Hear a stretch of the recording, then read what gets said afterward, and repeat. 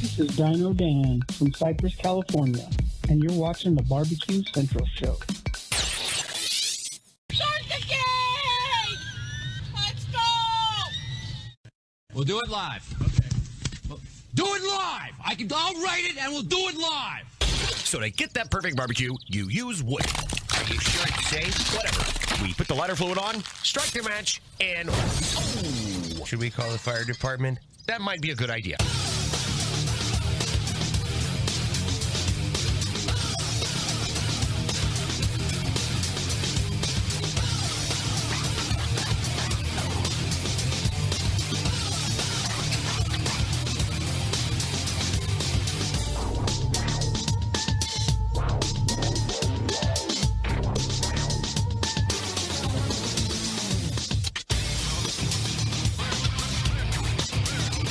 Happy New Year and welcome to the 2020 version of the Barbecue Central Show.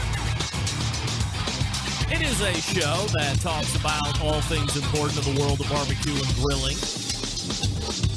We originate from the Rock and Roll Hall of Fame city of Cleveland, Ohio, the barbecue capital of the North Coast. I am your program host, Greg Rempe. Happy to have you aboard here on your Tuesday. Plenty to get into tonight. Don't you worry about it.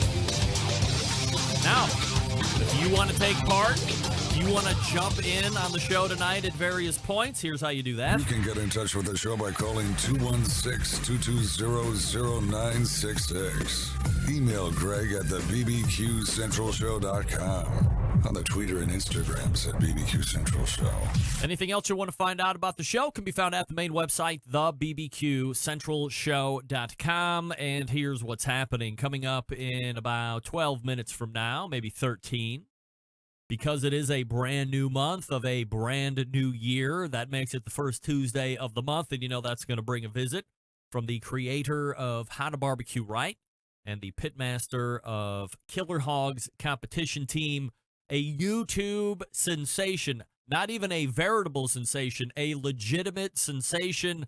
Malcom Reed kicking us off in the new year in his traditional 9:14 segment. Starting the second year, by the way, 2019 was Malcolm's first full run. And I believe, if I'm not mistaken, we got 11 out of 12 months. I think there was one Tuesday where he wasn't available. But otherwise, I mean, that's a pretty good run for a regular guest. Then we will talk. So we'll talk to Malcolm. Then 9:35. Traditionally, I have another guest or segment interview lined up, but I was going to keep this one open in the first hour because the second hour guest is widely known to take up all the segments I will allow him to have because we're conversationalists together. I'll get into that here in just a moment. But I wanted to leave 9:35 open for me. I wanted to leave it open for you in case you want to weigh in. And, of course, I'm talking about one of the biggest stories to hit social media and websites in general and NPR news affiliates in general, which was the KCUR NPR affiliate in Kansas City that ran a story about the Kansas City Barbecue Society. And if you read it on headline alone, you would think that KCBS will be out of business, defunct, and or otherwise non-existent in the span of the next 48 hours or sooner. But it's not really the case. So we'll talk about that article. If you didn't read it, you must not be on social media at all and following anybody that has anything to do with barbecue, especially me and my show page, because it was prominently displayed early yesterday morning. But if you didn't, I will give you some highlights of that article. I will also go over, maybe not the whole thing, but a majority of the KCBS response, which was released a handful of hours ago. And then I would like your input. I have some ideas and opinions of my own that I may or may not weigh in, or we'll see how far I decide to get into weighing in on that. And that'll take up the balance of the first hour. Second hour, we will resume conversation with my other first Tuesday of the month guest, who originally was in that 9:35 slot, but we realized quickly that we needed much more time, so I have designated the second hour as the official 2020 Sam the Cooking Guy Hour. My pal Sam Zien will join us, and we have plenty to talk about. He's writing books. He's opening new restaurants that are across the path from his current restaurant, Not Tacos. This is not a restaurant that we'll be talking about. We're getting an update on. It's got to be close to opening, I think. If I'm not mistaken, the name of that restaurant that is just across the fountain from Not is called Gray's, but we'll get confirmation from Sam on that as well. My memory's not that great. He might have mentioned the name the last time he was on, but it was also top of the second. We were accommodating that time. So, Sam the Cooking Guy in the second hour. If you have questions for him, hit the chat, hit me on email, all that good stuff. And we are off and running. 216-220-0966 is the phone number. Greg at thebbqcentralshow.com is the email address. First and foremost, let me say this. Great to be back with all of you. First show of 2020. I'm ready to get after it. First thing is first. Many of you, and I can't thank you enough, have been asking me through social media posts and direct messages and personal emails and phone calls on how Bobby's surgery went, which was a week ago today, believe it or not, sitting on the week past New Year's Eve. So 1 week post-op. We are 6 to 8 weeks she is 6 to 8 weeks non-weight bearing. That basically is letting the labrum repair heal, but more importantly, the broken hip part heal properly. So, in talking with the doctors, and the two guys that operated on Bobby last Tuesday are the foremost authority of doctors that are doing this type of procedure in the country, perhaps the world. People are traveling the country to come to Cleveland to have these two guys do this surgery, which is labral repair and a periacetabular osteotomy, I believe what it's called, osteotomy, periacetabular osteotomy.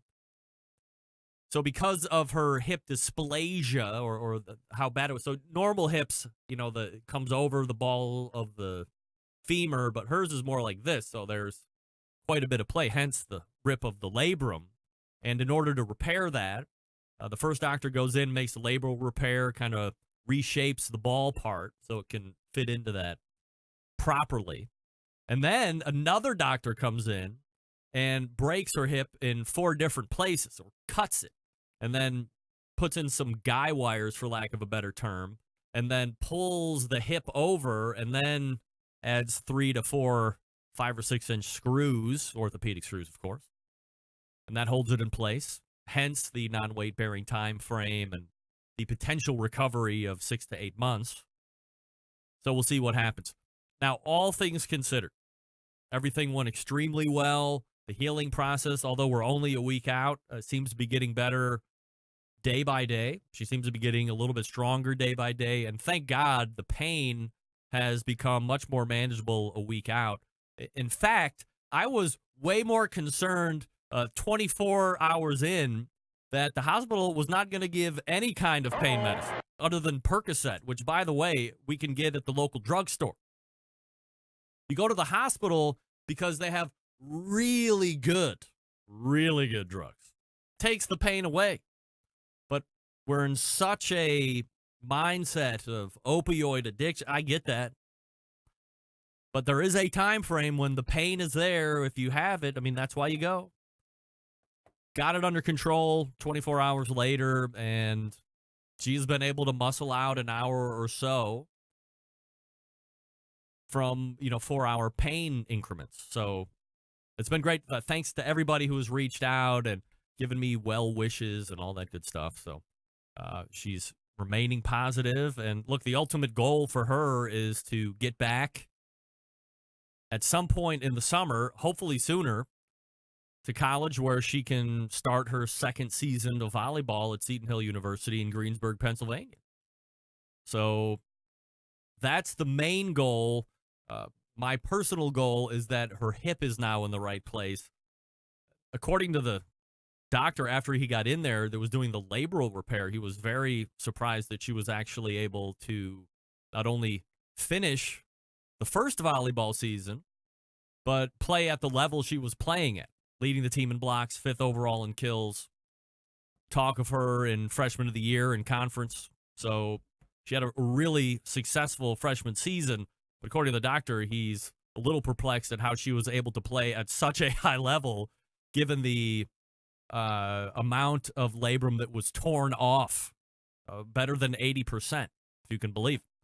So a tough one there upstairs as she is recovering, and I'll give you some updates as we move forward over the next coming months. But once again, thanks so much for asking and the well wishes and all that good stuff. All right, we got a big show lined up for you. Malcom Reed coming up out of the break. I will talk to you quickly about Southside Market and Barbecue. They are with us through 2020 as well. The oldest barbecue joint in Texas, starting in 1882. Southside has been owned and operated by the same family for 3 generations, famous for the original beef sausage. That's coarse ground and a natural pork casing. They also have authentic Central Texas barbecue meats as well. All meats, including the prime briskets, are smoked low and slow for many hours over real Texas post oak wood. They do ship nationwide via the online store at southsidemarket.com. They ship fresh and smoked sausages nationwide to me and you alike. Shipping customers can choose to order now, ship later, include custom gift notes, mail to multiple addresses without additional charges. Keep that in mind for next holiday. All the items are vacuum sealed and packed with dry ice to ensure complete freshness upon arrival. Instructions are there too to reheat it. All meats processed in the on-site USDA inspected facility. 2 restaurants. Are you hungry? You want to try Southside Market? Go ahead.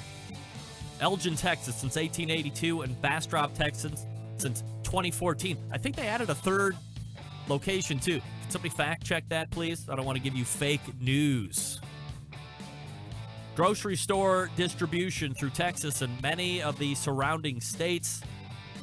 If you're like me and you got to go online to southsidemarket.com, you can save yourself 10% each and every time you order with the code. You know what it is.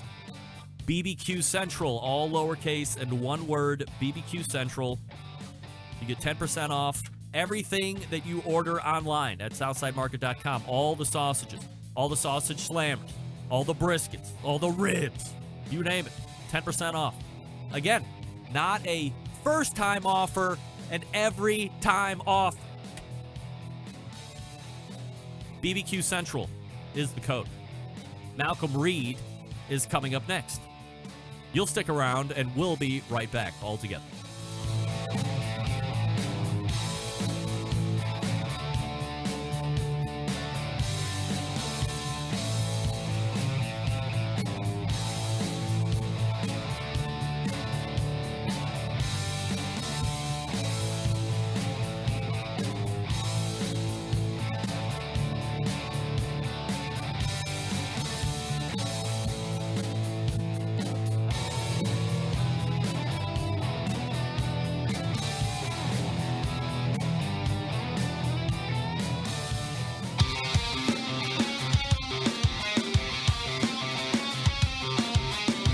Broadcasting live from the Barbecue Central Show studios in Cleveland, Ohio. You're listening to the Barbecue Central Show. Once again, here's your host, Greg Rempe. All right, welcome back. This portion of the show being brought to you by Butcher's Barbecue, makers of award-winning injections, marinades, rubs, and seasonings, barbecue sauces, and grilling oils. All of Butcher Barbecue products have been tested on the competition circuit as well as backyards worldwide. Be the pitmaster of your neighborhood and visit butcherbbq.com to stock up now. Always trust your butcher. That's right. It's a new year. It's the first Tuesday of the month of the new year. And we will race to the hotline and welcome back Malcom Reed from How to BBQ Right. Happy New Year, pal. Happy New Year, Greg. What's happening, man? Well, we are a week into it, and everybody wants me to say it, and you know it as well, Malcolm. 2020 rapidly coming to a close, so we have to get after it right now, and, plenty to get to with you tonight, of course. So as we are talking about New Year's and all that stuff, what kind of a New Year's celebration goes down at a Malcom Reed homestead? Oh man, I took it easy this year. Oh, yeah? Yeah, I did get up and wake up and bring in the new year with Rochelle, and Michael was still up, but I went back to bed and got up at 4:30 and went up with hunting New Year's Day. Oh, yeah. So I didn't really do much celebrating. We I guess I'm getting old, Greg, showing my age, but we started celebrating on the 30th. So me and Rochelle, that's when we go out to dinner. We went out to a really nice place here in Memphis and had a nice meal, a couple bottles of wine, and took it easy on New Year's Eve. And then I got up and hunted New Year's Day, and Shell made the black-eyed peas and greens and hog jowl and all that. So it's kind of traditional. Are you are you traditional guy, or are you also superstitious guy when it comes to food that you eat on New Year's Day? No, man, that's what we eat. Yeah. That's you got to have it. Yeah, I guess I'm a little superstitious because I believe that I believe all that got to have the peas and the greens and the hog jowl. It's the luck, the money, and the wealth. Well, you're covered. So this should be a great year for Malcom Reed and the How to BBQ Right team. So you don't watch the ball drop. I mean, I would tend to agree with you. I'm not going to speak for you, but I would say that this whole staying up thing and partying like it's 1999, that's more of a young man's game, right? I used to go downtown to Bill Street, and we had the big party downtown. Did it for many years in a row, but we had the TV on, and I watched it. Of course, there were people shooting fireworks and all that, but my dog was going crazy. Well, I don't she know. hates it. Did you guys have the same issue? And I mean, we're in totally different areas. I'm probably a little bit more urban set than you are, perhaps. There was an extreme amount of gunfire going off. I'm not talking about people shooting each other, but, in the mean streets of Cleveland, it's a daily occurrence. But people were going out in the street and shooting guns off into the air. And look, I'm a huge Second Amendment guy. I have a concealed carry license. If you bump into me on the street, there's probably a really good chance that I have my strap on me and all that good stuff. I have never once thought that it would be a great idea to pull out my smoke wagon and start blowing off a couple rounds into the air. Do you know why? Because the bullet has to come down somewhere. Coming down, so it's going up, it's coming down. Right. Well, where we live, we've got folks that like to blow up that tannerite, so it's a little bit more explosion than a gunfire. Well, I mean, that is definitely a whole new level, but I mean, I would hazard a guess that they're not lighting that off, or they're not shooting that stuff in mass crowds. I mean, these guys are in a in an urban setting, just shooting guns off. I mean, those bullets are going to come down on people. I see it all the time in Memphis. We don't get it too much down where we are because we're kind of out in the burbs, I guess, on the edge of the country where I am. But yeah, definitely in the city, man, that's a big thing. Yeah, well, I think that's another reason why I like to stay about 10 miles east or west of a city instead of being right down. Now, before New Year's, obviously, there was Christmas, and before the actual event, we had talked about things that maybe you were recommending, things you might have been hoping to get. So reveal to us perhaps the one or two best items that Sandy left under the tree for you. Well, Rochelle came through. She got me my cart, man. My wood cart that I wanted. You know what? I did see that. I did. So how did that come to be? It worked out. It was, of course, I told her I wanted one, but I had no idea what she was doing.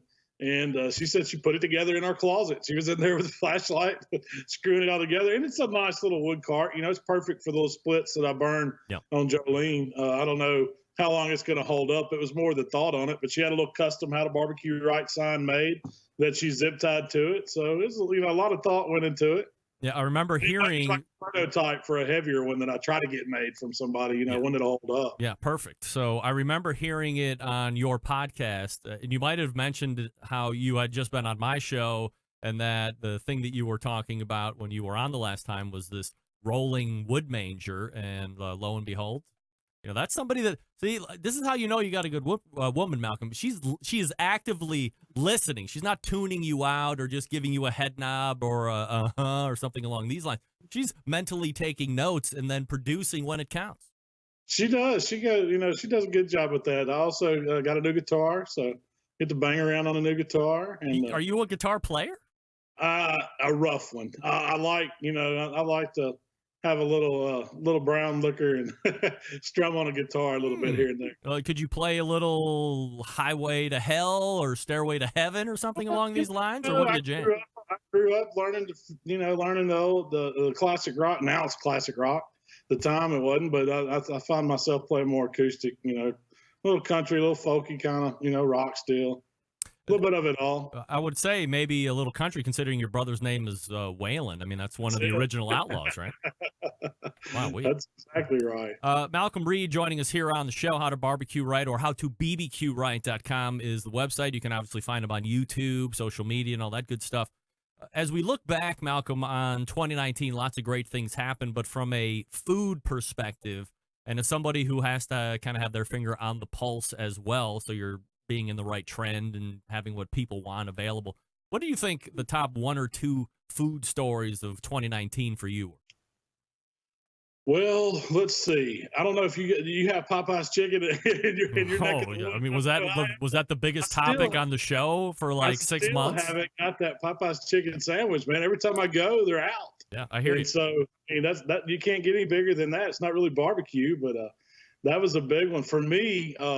I had beef cheeks for the first time last year out in Texas at Matt's Meat Church, and I did a recipe on them a few back, trying to my take on them. And for me, that was an unbelievable cut of meat. If you've never tried beef cheeks, and you can do them on the grill, on the smoker, it's just getting some flavor on them and breaking them down and making some really good tacos with them, man. If you hadn't tried it, you need to try beef cheeks. All right, and you got those at Sam's, right, or was it a big box store?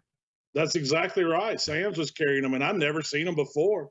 This was, I don't know if it's, kind of the Hispanic influence coming into stores now. You're seeing more cuts of meat that they cook a lot in their cuisine. But I'm seeing tongue in there now. I'm seeing a lot of cuts that we normally don't see in Sam's Club. And I'm excited about trying some of them. You may see some lingua tacos coming from me this year. Hey, I mean, you have no aversion to trying tongue or anything like that? You'll eat it? I've never tried it, but I've been researching it a little bit, and that's kind of the true style Mexican tacos. So I'm kind of excited. I'm only guessing, but perhaps at some point this year on How to BBQ Right's YouTube channel, we might see you do like a whole cow head or something like that. True barbacoa. Do you know that would be? I've never seen one in a store, but I have seen the pig's head. So I've thought about playing with that, doing the whole head and making it down, doing some pork tacos that way. But a beef, if I could find a calf's head or something like that, man, I'm game. Yeah, that may be what I need to bring an expert in on, kind of to teach me how to do that, because that's what we're going to try to do some this year. I'm going to try to bring in some more guests and do some learning. I'm all about learning something new and sharing it with people. So that's exciting to me. All right. So you kind of give us a tip off of what you might be planning for the YouTube channel in 2020. We'll get into that a little bit more in a second. But as far as just food trends, maybe more live fire based, do you anticipate or are you predicting anything that is going to take off, or maybe something started at the end of 2019 that you really feel is going to find its stride in 2020? What do you see? Man, with this new Weber pellet grill coming out, how can you say pellet grill cooking is not going to be bigger than ever this year? Yeah. I'm expecting to get a heavy dose. As you see a heavy dose of pellet grills, there's going to be a ton of them sold. I see, Green Mountain's one of your sponsors for the show. I'm sure all those companies are going to be kicking butt this year. Well, I know Weber's coming out. I think it was a week or two ago. You saw Pellet Boss come out with a brand new line. I think 2 are in that Platinum Series. And I agree with you. I think pellet cooking is definitely going to find its stride this year. Some of my embedded correspondents thought that Weber is a little late to the game and that they are going to be missing out. But I was taking more of a contrary position. I think that, are they late to the game? I mean, I don't know. When you start to break out numbers and you look at percentages of market infiltration, I think pellet cookers is still somewhere in that 3 to 5%. I mean, it's infinitesimal when you look at the rest of the cookers and the market share that they hold. So when you have a company like Weber bring their pellet cooker to market, Weber's like the biggest name. Okay, let me rephrase it. Weber's the biggest name in the industry.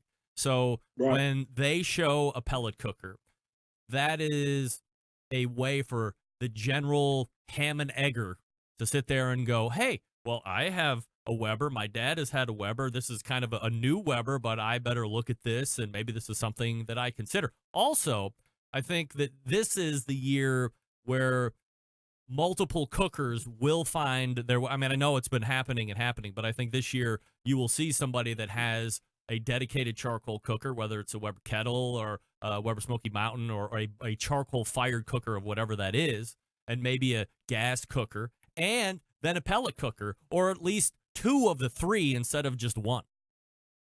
No, I think you're exactly right. I mean, it's people are. It seems to me it's still trending that people are wanting to cook at home. They're wanting to learn, cook some of their favorite foods, and definitely use live fire in some kind of way, whether it's with the actual charcoal fire, whether it's a stick burner, whether it's a pellet grill. And it's going to be, well, Weber can only do good for that sector, bringing in pellet grills. And I'm even I know you've probably seen it too. Some of these commodity style cookers are looking at adding pellet features to them too. So when you get all those guys in the same market playing, it's going to bring more awareness to what they're doing with those pellet grills.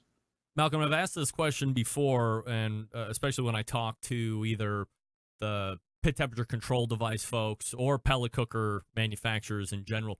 Do you think it at all feeds into, well, it's no surprise that when people look at Americans from the outside in, they think that, hey, they're rich. Hey, they have everything. Hey, they're lazy pieces of crap. And pellet cooking could potentially feed into that stereotype. Do you think that that's a lazy way out? And I'm asking you as a guy who has, one or two different kinds of pellet cookers on his backyard right now. I'm certainly in your same position as well. Do you think it's a lazy man's way? Well, I don't know about that. I think as far as people from outside the United States, they don't have access to a lot of the woods and a lot of the fuel that we use for traditional barbecue anyway. And I've seen a lot of these pellet type products come from some of those countries, mostly like, European countries, places like that. And so I think that's going to transition over to what they're doing anyway. Mm-hmm. For them, barbecue or broiling it's a totally different thing than the American style. And I think you've got some that are really interested in learning, but to me, it's like you can educate those guys fast with all of it because they're so new to it. HowToBBQRight.com is Malcolm's website. If you haven't checked it out, make sure you hit that up at some point. Now, let's go ahead and talk about the YouTube channel. Of course, we love to sit here and tease a little bit and call you the YouTube barbecue sensation. But look, I mean, that's really kind of the case. I was just talking to somebody who, you just would have no idea who he is. Just some guy around here, local Cleveland on the east side. And he said, hey, I once talked to Malcom Reed, and then I relayed that story to just some guy that had walked into a shop, and he was like, oh my goodness, you've talked to Malcom Reed. I love that guy. So, you're probably less than the 6 degrees of separation because of how many people are aware of you. Now, there's been the growth of the Malcom Reed YouTube channel. Then there has been this wave of success that you've been experiencing. So, at least to me, when I run a similar course, there's some pressure that starts to build, whether I'm putting it on myself, whether, I don't realize it's coming until I start to look back over my shoulder, where you want to continue to keep the bar where it's at, and then if possible, raise it up. So what are the plans for the YouTube channel here, at least in the first quarter or so? Well, of course, we're going to do some recipes and stuff, but we're going to focus more on just more content. We want to bring those guests in. We want to try some different formats on our video. We're going to create a couple new YouTube channels too. Our goal, and me and Rochelle sit down every year and we write our goals down and we look at our last year, what we had wrote down and see what we hit and what we didn't hit. But we're looking at more of getting into the producing type avenue for what we're doing for YouTube, where it's not just us. We're kind of taking the producer role and creating content for other people and bringing other people up through what we've learned through it. So that's kind of exciting to us. And like you said, you put that pressure on yourself. We don't know how far we can grow it, but we're going to give it our best shot and just keep rolling. From a competition schedule, Malcolm, you are a guy that likes to get out and compete here and there. Obviously, I would imagine the Memphis in May is certainly on the docket, but did you have anything for the first half of the year that you've circled? Well, we're headed, actually here in a couple of weeks, we're headed down to the Shed for their big SCA rib turkey cook-off extravaganza. we're going to that. And then February, I've got a couple classes that I'm going to be doing. They're more geared towards backyard classes, not comp stuff. And then our first actual KCBS comp will be in March. So, we're going to do a few here this spring. I'll probably try to get 3 or 4 comps in. I've got to try to get invite to the Invitational, the Royal. I've got the Royal on the radar, whether I get to cook it or I'm going to hang out with somebody. So I'm going to be there this year. I hadn't been in a couple of years, and I think KCBS needs some support now. So I'm going to throw some support their way. Did you see the article that was dropped yesterday? Did you take a read on that? And how could you not? I mean, that's been all over Facebook, and I don't have a lot of insight to that. I know that, things have been on a downward trend with KCBS. That's evident, but I think it's because there's so many other options of cooking now. And as far as what's going on with the board and all that, man, I have no clue. I don't have a take on that. All right. Now, the biggest question that I have, and we talked about it the last time, where are we with the competition trailer? Do we have pictures? Is it here and ready to go? If not, when is it going to hit the driveway? I haven't got any pictures yet, but I actually spoke with Tracy down at Southern Dimensions earlier part of this week, and he's supposed to be working on something for me for the latter part of the week. So hopefully I'll have something we can share.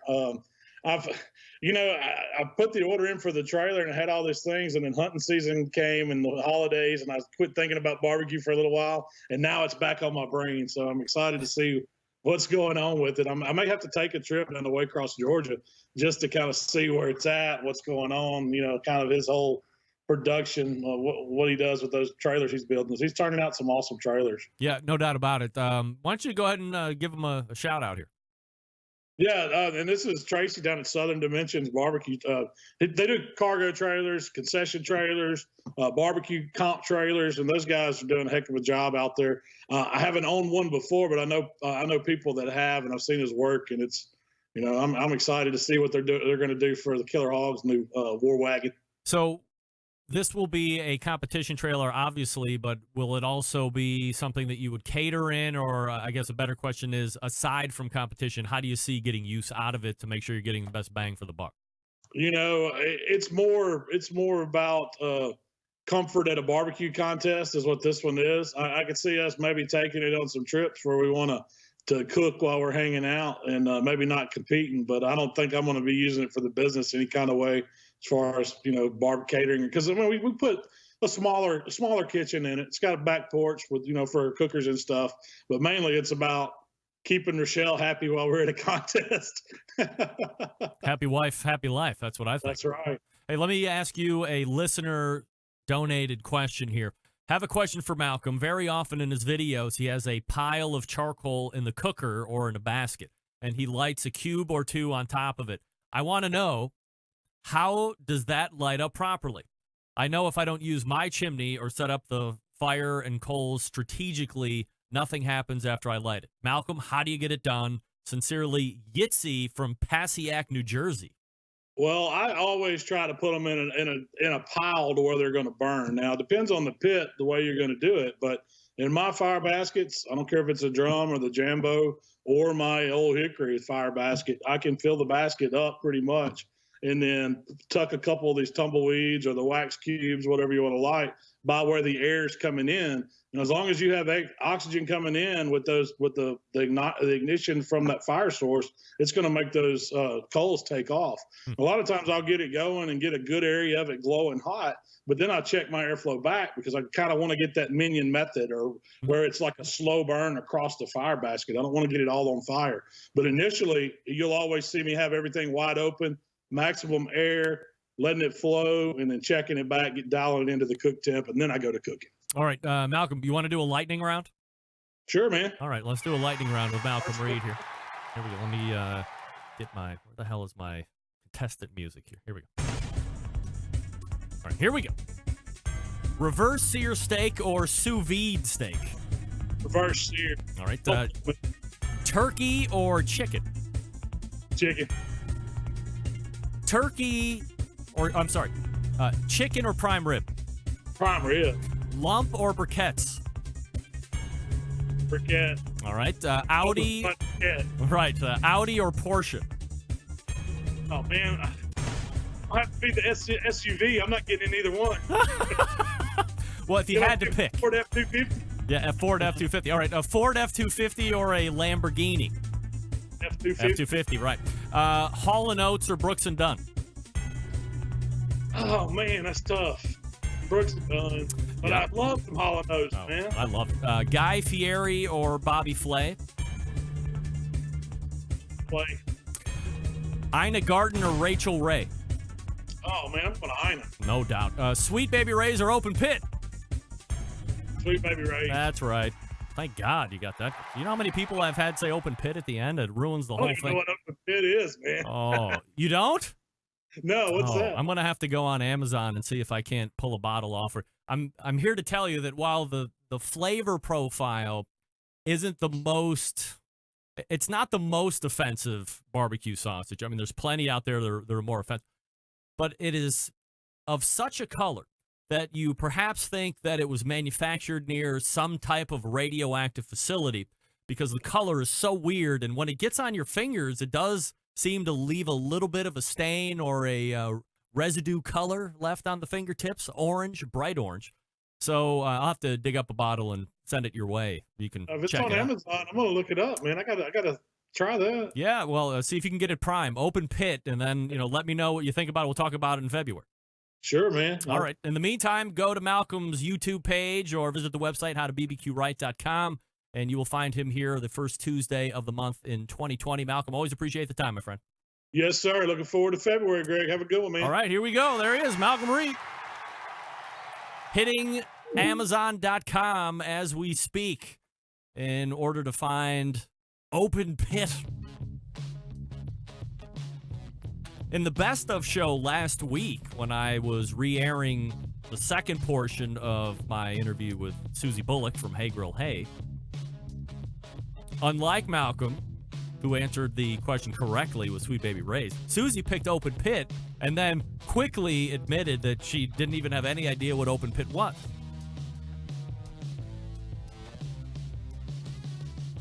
According to Diane Me in the chat, you can probably pick up Open Pit at the grocery outlet store locally. I mean, anymore, you go down the barbecue and grilling aisle, which in Giant Eagle is right across from all the bread. There's a lot of sauces to look through, so if you're not specifically looking for it, you could probably glance right over it. Just pretty undescript packaging or nondescript packaging. Malcolm talked about it a couple minutes ago, or at least gave him a mention. That's Green Mountain Grills, back in 2020, of course, supplying to you some of the best barbecue pellet cookers on the market today. 3 different sizes to choose from. You have a classic line. That's the original. Then you have a prime line that was introduced last year. This is a little bit more of a sturdy build. 2 internal meat temperature probes. They got a peek-in window in the main cooking chamber and in the pellet hopper. Both the Jim Bowie and the Daniel Boone prime lines have the 12-volt power technology. So your pellet consumption is very efficient. So you have a couple extra bucks, you want to check it out, go ahead and hook up with the prime line. And I'll be getting together with Jason Baker here to put together his next visit, where we'll be introducing some new stuff at some point. That'll happen first quarter. That'll happen Q1 2020. In the meantime, you go to the website and see where the dealers are and see some of the other stuff they have for sale, like the rubs and sauces and pellets, greenmountaingrills.com. That's greenmountaingrills.com. And yes, Open Pit isn't everywhere. That's why I said go to Amazon. See if they have it. I'm sure they have it. Get a bottle, stick your finger in it, turn all the lights off in the house, and then follow your orange finger. All right, we're back with an open segment. If you want to jump in, I'm happy to have you. We can talk about the KCBS article. We can talk about your reaction to that if you have one. We can talk about something completely unrelated. We're open in 2020. Stick around. We'll be right back.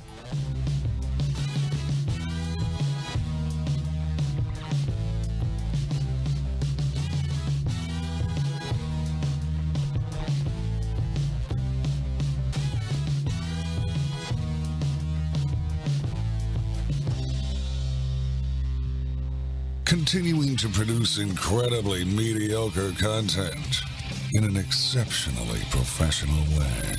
You're listening and watching the Barbecue Central Show.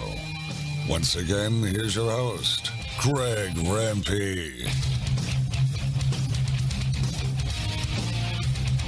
Hey, welcome back. This portion of the show being brought to you by cookingpellets.com.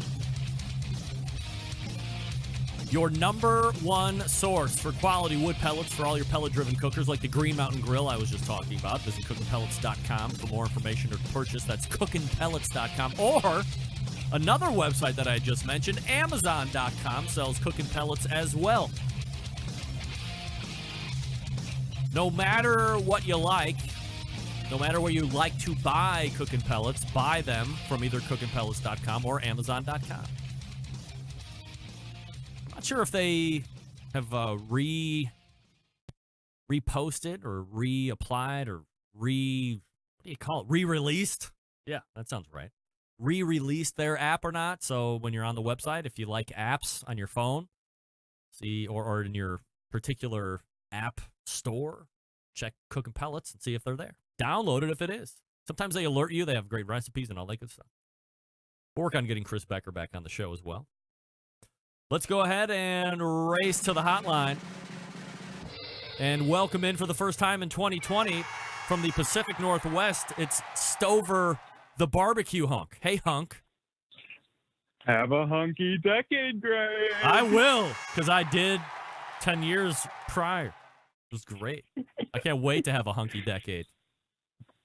Yeah, Happy New Year, man. Happy Good to have you back. We missed you. Yes, well, it's been a harrowing week or so. I mean, we had a great embedded correspondent 2-hour show prior to the review show last week. And then I thought, I don't really like to do pre-recorded shows and things like this. But when I have to, I try to put a little effort into it. And I thought the segments that I had last week were really good. I really, after I sat back and thought about it, I really enjoyed having Susie on the show. For the first time and the second time in 2019. And I also really enjoyed the conversation that I had with burger czar and overall purveyor of knowledge of hamburgers in the country, world, and globe, George Moats. I mean, he was, in hindsight, probably one of my favorite interviews of 2019. He made me want to smash my meat. That's not easy to do. You're not just a guy that's going to be smashing his meat willy-nilly. No, I used to rail against it. Now I want to do it. And now you want to smash that meat with a little finely sliced onions under your meat and then a smash town, right? Speaking of meat, can we talk about the gift I got you that you haven't got yet? Yes, let's talk about it. Can we reveal? I have this in my hand right now. Yes. I have a book from 1952 called Processing, Cooking, and Buying Horse Meat for Human Consumption by Leon Kenny. Leon Kenny. Now, is there any way, since this book was published in the 50s, that Leon Kenny is alive? Do we know that? This is what I will figure out, and I will get back to you. The next question is, if he is alive, is there any way we can get him on the show? Because we have to talk about our mutually shared love of horse meat. Because he has obviously eaten it.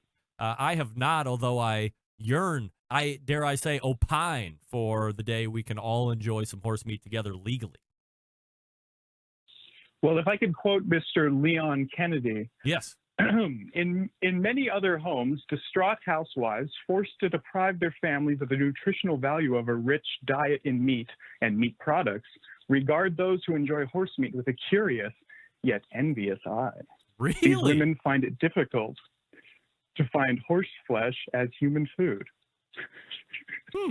It's my favorite book, Greg, and it's for you. It's a gift. It's covered in blood. Real blood? Horse blood. I'm certain of it. Wow.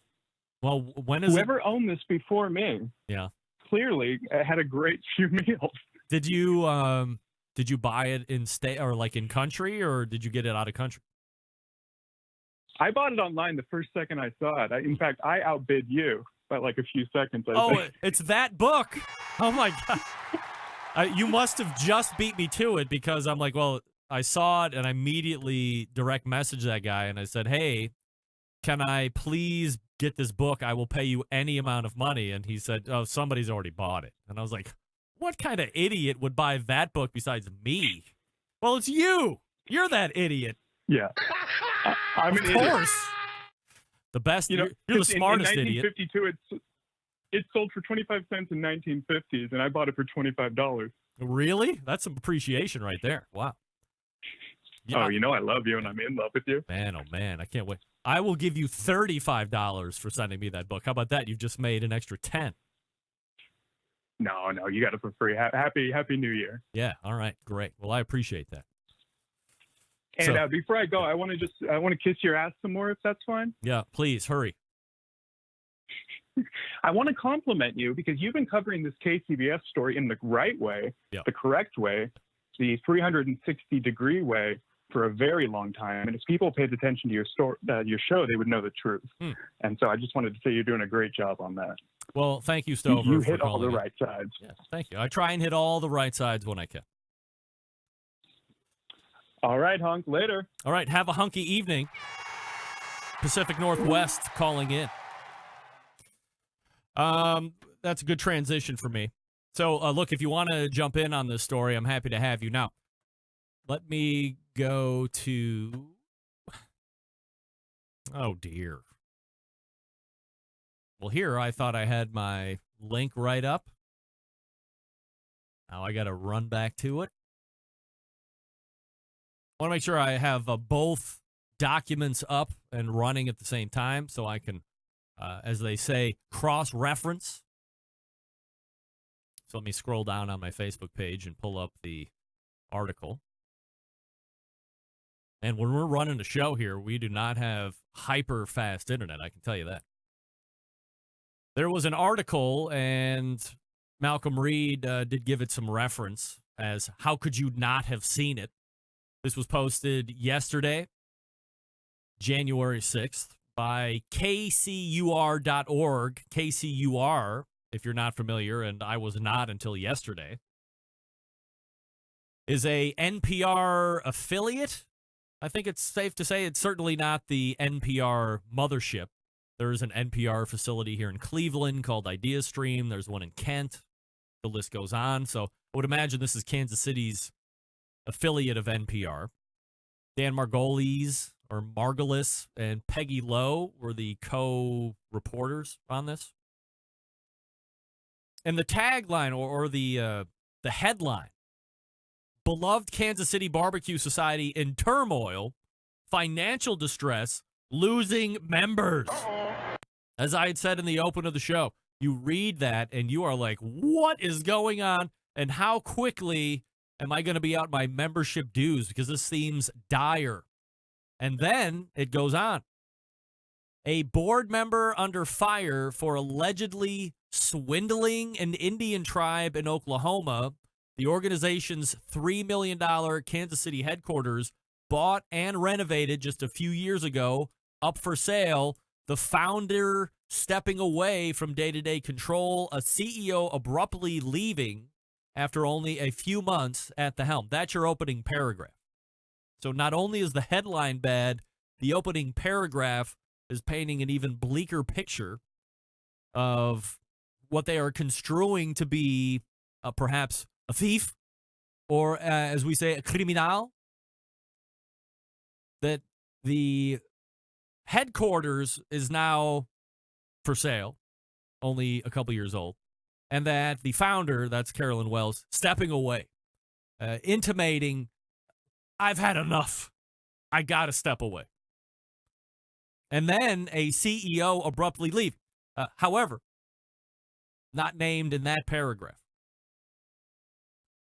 The state of the Kansas City Barbecue Society, the world's largest organization dedicated to promoting barbecue, which appears to be in turmoil more than 3 decades after its founding in 1986, sanctions more than 500 barbecue contests each year, including the American Royal in Kansas City, a nonprofit group with roughly 17,000 due-paying members worldwide. KCBS is in debt, according to tax records, and is selling its 44,000 square foot world headquarters at 2519 Madison near downtown. KCBS purchased the building in late 2016 and then spent a lot of money renovating it. In 2017, KCBS valued the property at roughly $3 million. The group's CEO, Heath Hall, left under murky circumstances in July, just after 7 months on the job, and other longtime loyal directors appear to be jumping ship. Hall, a Kansas City native and former U.S. Senate staffer who founded Pork Barrel Barbecue, a producer and a marketer of barbecue sauces, spices, and rubs, reached a confidential settlement with the organization. He could not be reached for comment. The Society's CEO, Emily Detweiler, at the time of this printing, was called and did not get comment back to KCUR. And then there is the, I don't know if it's libelous, but this is what it says. Some former Society board members blame the organization's, we won't say names. Some former Society board members blame the organization's current problems on David Qualls, the secretary of the Society's board, being sued by the Peoria Tribe of Oklahoma for misappropriating more than $2 million in casino management fees from the tribe. In May, the Peoria Tribal Gaming Commission revoked Qualls' gaming license after finding that he had failed to repay the money. Qualls, who could not be reached for comment, has denied the tribe's allegation in court documents. Look, the rest of the article goes on to, paint quite a murky picture of Kansas City Barbecue Society. Paints a really bad picture of one David Qualls, not only in the suit that they are talking about, but within quotes and interviews saying that he is a Trump-esque in the way that he handles business, that he is a bully, that he's the loudmouth that is running roughshod.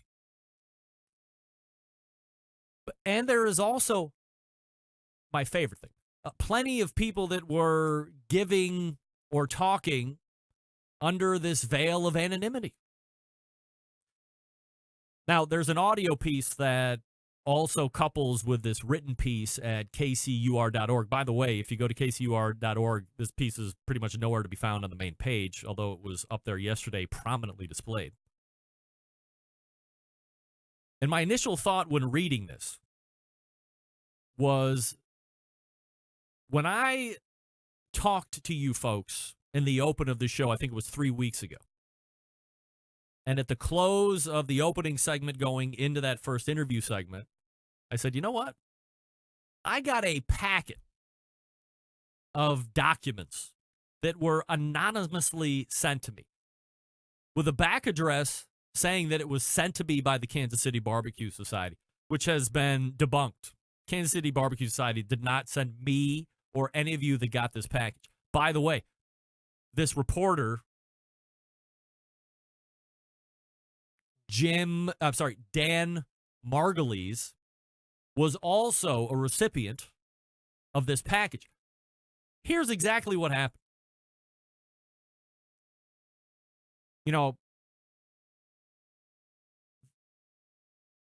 This packet of material was just blasted out, and as I suspected prior to hearing the audio portion, one or both of these reporters were sent the same packet of info that I got, which was verified in that audio clip.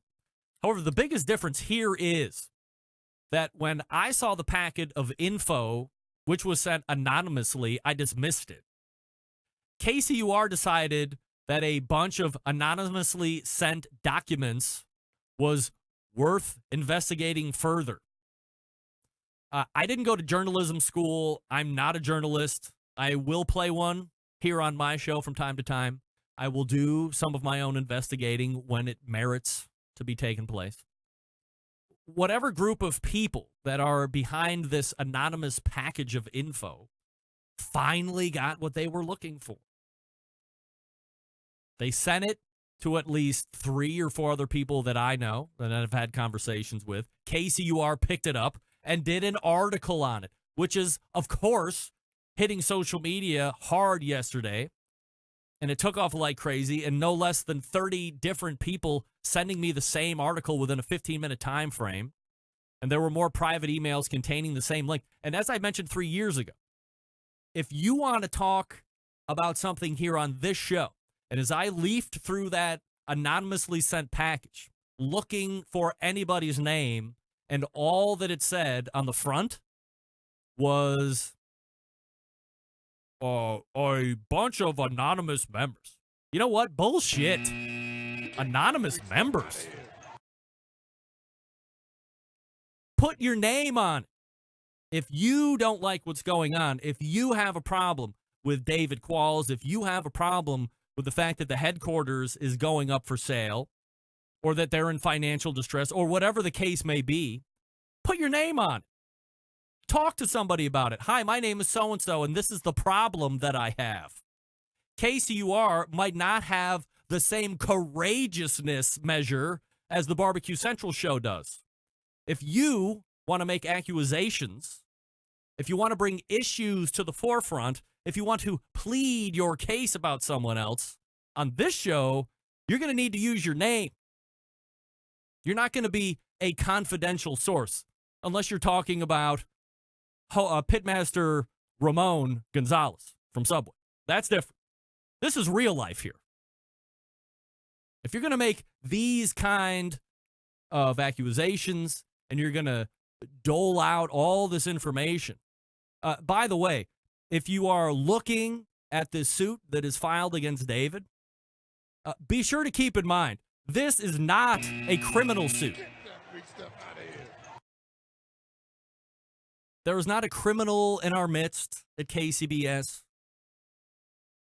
Also, what maybe you didn't know, and what KCUR did not put in their report, is that when Dave was going into office to start the board term, he voluntarily told everybody what was going on with this.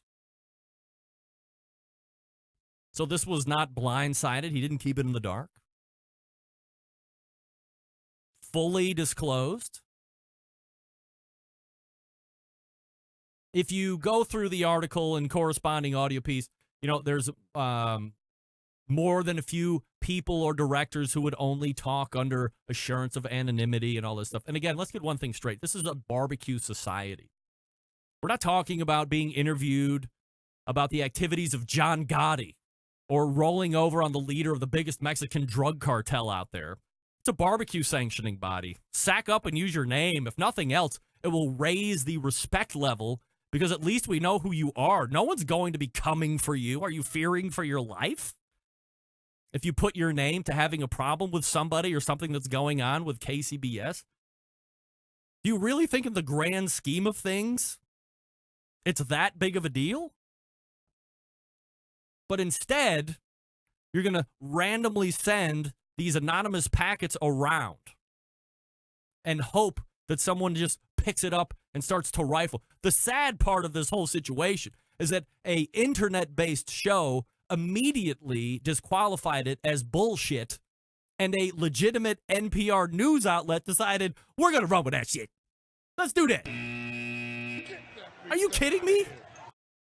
Come on, Dan and Peggy.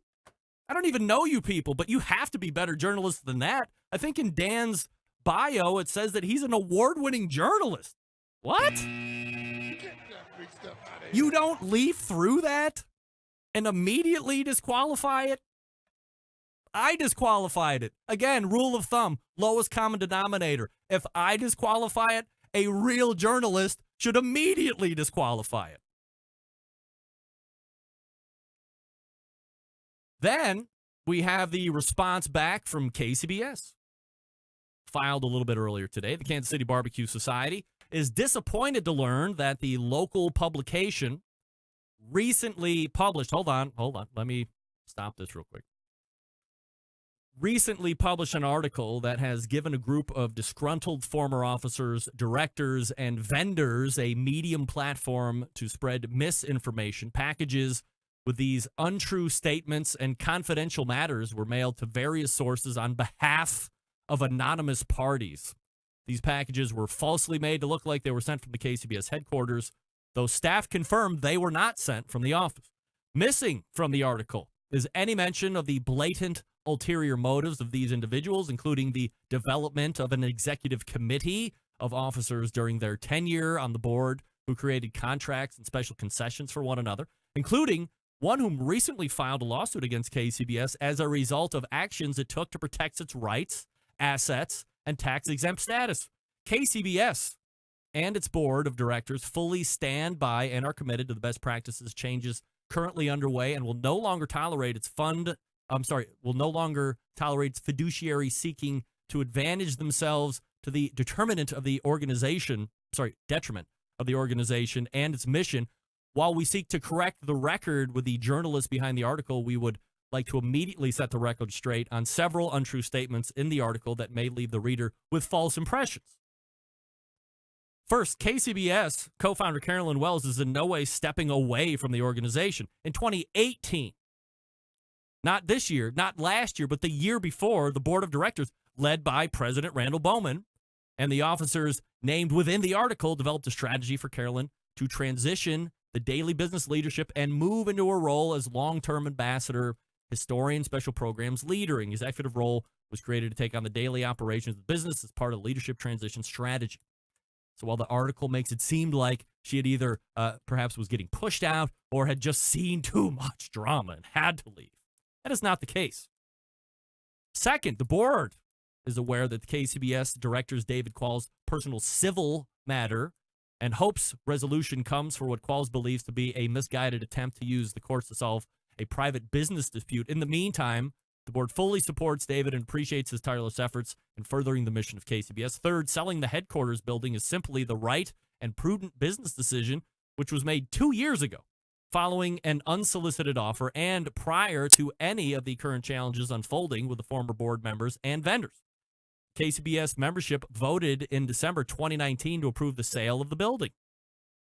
In August of last year, new CEO Emily Detweiler was hired based on her experience building brands within the food and barbecue space to help turn around KCBS, building a strong future. During that time, KCBS had been engaged in a best practices process that included a top-to-bottom review and audit of the organization's operations, including its contracts and finances. To date, the organization has found ample opportunity for improvements to arrangements approved and put in place by very sources sharing misleading and untrue claims in this article. Many of these arrangements involved problematic conflicts of interest and above-market compensation, which could place the tax-exempt status of the organization at risk. Moreover, vendor compensation agreements were based on gross revenue or after recoupment of the contractor's expenses with no incentive to keep expenses within budgeted amounts and to generate net revenue for KCBS. We're confident that these changes have a tremendous positive impact in the organization and will be well received by all except those who are pursuing personal interests and who seek to undermine the efforts through unprofessional means. We're anxious to share all of the positive efforts of Kansas City Barbecue and its mission to build a better barbecue future. We've seen solid growth in membership. We have an active membership growing by 1,000 members since October 19th. And if you are a KCBS member and you have any questions, you should contact the organization. The door is always open. That's the official reply from KCBS. So if you're reading between the lines, it seems that those most vocal in the article that was written by KCUR are indeed in a process of taking down KCBS internally. Conflicts of interest and more. Look, I have an extreme amount of inside knowledge, which I'm not going to talk about here this evening. It's not my place. But it's unsettling just from a show perspective that this article even got written. And I did ask those people that were named in the article, too, to come on and talk about it. Of course, there were already prior commitments, last-minute ask on my part, so can't always assume that people are just going to go on the show. So there's the official response from KCBS. And again, if you missed the original article written by Dan Margolis, or Margolis, and Peggy Lowe. You can find that at kcur.org. But don't read that one and then not read the reply from Kansas City Barbecue Society. Don't do that, because you will be much like the other sheep running around. And by the way, I heard the term, hey, this is sad, sad face, when they were sharing this article. Ooh, sad situation, share article. It's not sad. You could call this article, I think the hot button term these days is fake news. I can tell you what it is. It's bad. It's a bad story. It's pretty glaring in what it was and was not including, or what they were and were not able to find out. That's a disturbing situation from a journalistic standpoint. But this isn't sad. This is greed. This is people trying to better their own position personally over and above the organization. And they will sit here and tell you that they are working tirelessly for the benefit of said organization. They have hundreds of hours in, donation this, donation that. But look into it. Look into what is being said in the KCBS response. Ask around, do a little due diligence. See what you come up with. There you have it. The article and the official response from Kansas City Barbecue Society. All right, we are late, so Hello, let go. This is Jenny Bell. Jenny Bell's from right there. Harrington, Ohio, Hey, Jenny and Bell. I'm listening to Barbecue Central. All right. Now, I got to figure out a way to get this clock back on track. I can do that this way. If you have any questions or emails or anything like that, or you want to weigh in after the fact, Greg at thebbqcentralshow.com. If you want to do that, happy to have you. And we're back to wrap the first hour. Stick around, be right back.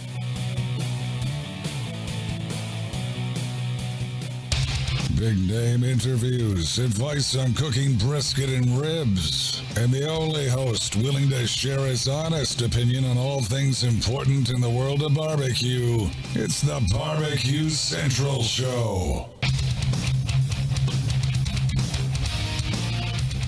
All right, welcome back.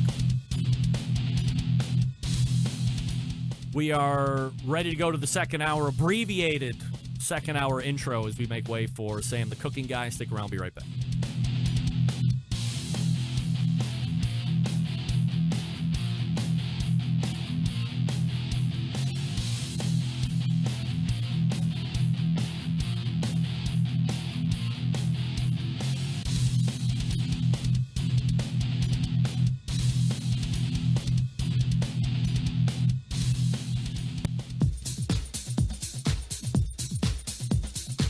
Happy to have you aboard here for the really big barbecue show. Boing. We cook because we have to, and we grill because we want to. Hit me! Fine, how's it going? You have a great show. I'm a big fan. Boing. So what seems to be the problem here? This man looks like he's dead, and he's in the crackle. Charbono! It's all about the charbono, dude! Succulent fish. What? He ate 2 feet for wieners. Oh, listen, Lavernius, shut your face. I'm shaking like a dog shit peach seeds. We have top men working on it right now. Top men. All right, just like that, we are into the second hour. Happy to have you aboard here on the show. It's a show that talks about barbecue and grilling stuff, but you know that. First show of 2020, and we are going along flawlessly and at breakneck speed. This portion of the show being brought to you by Fireboard. Monitor up to 6 different temperatures simultaneously. Connect to Wi-Fi for cloud-based monitoring, or connect via Bluetooth. If you have Alexa or the Google Assistant in your home, you're in luck because it's fully integrated with both. You can buy it at fireboard.com or call 816-945-2232. In fact, my brother-in-law, John Clota, got a Fireboard for Christmas. Hey, now. Good job, John. Anybody else get a Fireboard for Christmas? Too bad if you did. Somebody doesn't like you that much. Still to come on this show in a couple minutes is Sam the Cooking Guy. You can follow me socially at BBQ Central Show on the Instagram and the Twitter, /BBQ Central Show on Facebook, where you can also find a video feed. If you missed it last week, and as you heard 2 weeks ago on the last live show of 2019, the best moments of the Barbecue Central Show in 10 minutes or less, the format has been revamped to meet the actual title, the best moments of the Barbecue Central Show in 10 minutes or less. Now, this Friday, episode 106, taking you back to January 26th of 2016, so relatively recent. Dave Bosca of Butcher Barbecue and sponsor of this show, at that point had some new rubs coming to the market, and we talked about a lot of science and rub making and what all goes into it. So that was a really fun conversation with Dave, who, by the way, does have a great podcast that's out now as well, the Butcher Barbecue Podcast. But let me please recommend this. If you missed episode 105, which is the very first best moments of the Barbecue Central Show in 10 minutes or less, in the real 10 minutes or less time, if you missed it, you got to do me a solid. You got to run right over. In fact, tune out of this show right now. Tune out. Go to my website, or if you have it in your podcast feed somewhere, and listen to episode 105. On that show is Ronnie Lotz. If you don't know Ronnie Lotz, you've heard his name around here on this show as we talk about things of all-time scale and proportion on this show in terms of greatness, unbelievability, ridiculousness, and the like. Ronnie Lotz is always front and center. And if you think it's a bunch of hooey, go listen to episode 105 and hear everything fall into the truth that we have told you about as it relates to Ronnie Lotz. You have to go back and listen to it. In fact, I listened to it on the way to work Friday last week.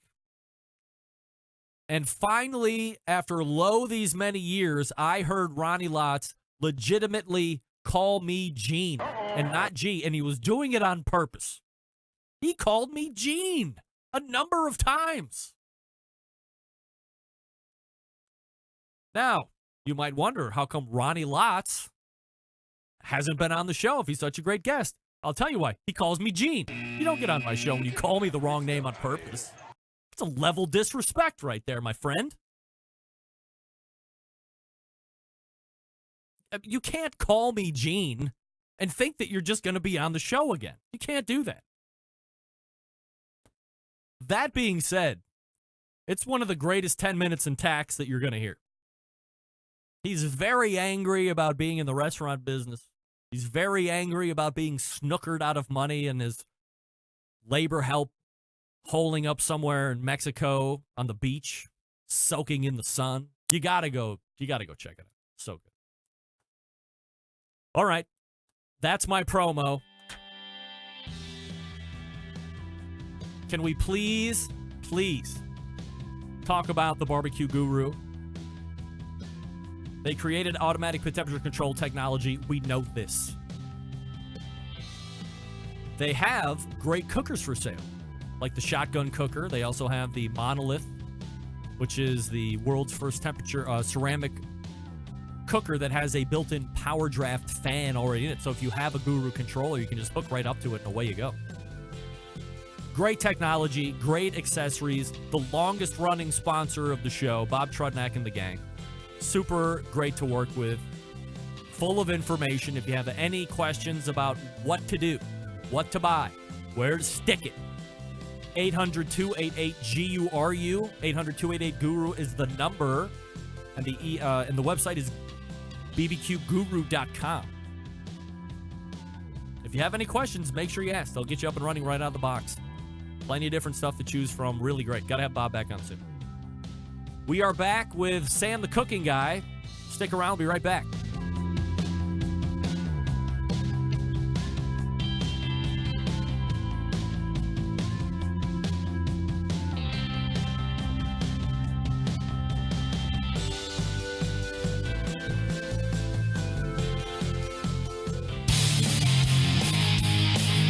only show giving you a monthly visit from a doctor of barbecue, a man actually named Meathead, the author of a barbecue Bible, bloggers, reviewers, competitors, and manufacturers by the dozens. It's the Barbecue Central Show. Once again, here's your host, Greg Rempe. All right, welcome back. This portion of the show being brought to you by Smithfield. Who's ready for the second Smithfield National Championship? Well, we'll have to find out when that's going to be taking place. If you want to jump on the Committed Cooks program, do that at smokingwithsmithfield.com. Get all the details, plenty of $25 to get a couple $100 of swag back in a box. Great stuff. Smithfield back on board for 2020. As I had mentioned at the top of the show, it is the first Tuesday of the month, and that brings a bevy of regular guests. This one just might be my favorite guy ever as we race to the hotline. And welcome back, friend of show, Sam the Cooking Guy. Hey, Sam. What's up, buddy? How are you? As the kids say, what it do? What? I don't know what it do. Oh, all right. I don't think I ever knew what it do. You never knew what it do? No. Come on. Never. Come on. I knew you knew what to do. Oh my God. What's going on? Oh, we're easing into 2020. We're a week into it. Happy New Year to you as well. Well, I mean, I was talking with Malcom Reed a little earlier. But I mean, geez, could I have two bigger YouTube sensations on the same Tuesday? I mean, unbelievable. I mean, he's approaching 1 million. I think you're on your way to 10 million at this point. I mean, you're growing like crazy. We passed the 1.3 mark. I have that right there on my stat. Current YouTube subs 1.3 million. So that's absolutely fabulous. I mean, just in a handful of months, you've jumped up like 300,000, right? Yeah, August. Unbelievable. August. So what is that? August. Do you think you get to a certain number of subscribers, and then you hit this magical benchmark, and organically you just start clipping along, and you could sit there and burn marshmallows every week and you would still gain subs, or what do you think? No, I don't know. I don't. I felt like 900,000 to 1 million went like that. Yeah. Very fast. And I don't know if that was, you know, on some level, I think people were rooting for us to hit that number. The day that it went to 1 million, I don't know if you saw my Instagram, but we were celebrating my and Max's birthday, my oldest, who shoots all and edits all our YouTube stuff for people that don't know. And we were going to a restaurant. The reservation was at 7 o'clock, and there was 3 groups of us coming from different locations. Kelly and I were in the back of an Uber because we knew there'd be alcohol and didn't want to drive. That's very responsible, by the way. Thank you. And as we were getting close to the restaurant, we were up at 999,000, like 700. And we had about not very far to go. And it started clicking faster and faster. And we wanted to be together. My son Jordan, my son Zach, and Jordan's wife had just gotten to the restaurant. We're standing outside. Max and his wife were about to get there, and Kelly and I were about to get there, and the Uber driver was going very slow. And I didn't want it to turn over to 1 million while we were in the car. And I kept saying, please, can you hurry? There's something really important that we need to be there as a family for. I didn't want to make it sound so stupid as we want to be together when we hit 1 million. So I didn't say that, thinking he looked like a bit of a hippie. He might be like, oh, no, man, I'm going to go extra slow so you can't. But we got out of the car, and within 10 seconds, it went to 1 million, and we were all there. But it was funny because right at the very end, it would go up 2 or 3 and then down 2 or 3. And I think people were unsubscribing so that they thought they could be the 1 million. Do you think people are that self-absorbed and involved? I think people I don't know that it's self-absorbed, No. Mr. Rep. Why? Because they can say, oh, I was the guy that put Sam into 1 million, but it was all me. Who are they saying that to? And would they ever really know? They'd never really know. Sam, you realize that my daughter has a friend that lives 5 blocks from me, and her brother is your biggest fan from Cleveland. Like, I mean, that's how that could be, because I could be talking to that douche, and he could be like, "Hey, Mr. Rippey, I'm the guy that gave Sam the Cooking Guy his millionth sub." I mean, he would be talking about it for the rest of his life. Right. I'll tell you something. The craziest thing about YouTube is how it has made the world this big go to like this. People that I haven't seen or heard from a long time will reach out, a text or email or something, and say, we had our refrigerator fixed yesterday morning. And while the guy was there doing it, I was doing some work. And we started talking food and blah, blah, blah. And he saw something in the fridge and he goes, "Hey, do you watch Sam the Cooking Guy?" He goes, it's crazy. It's crazy. So people that I will run into in the supermarket that go, "I don't see you on TV anymore." And I go, "Well, it's just on YouTube now." And they look at me and go, "Oh, I'm sorry." They shouldn't be sorry. I'm not sorry. They don't get it.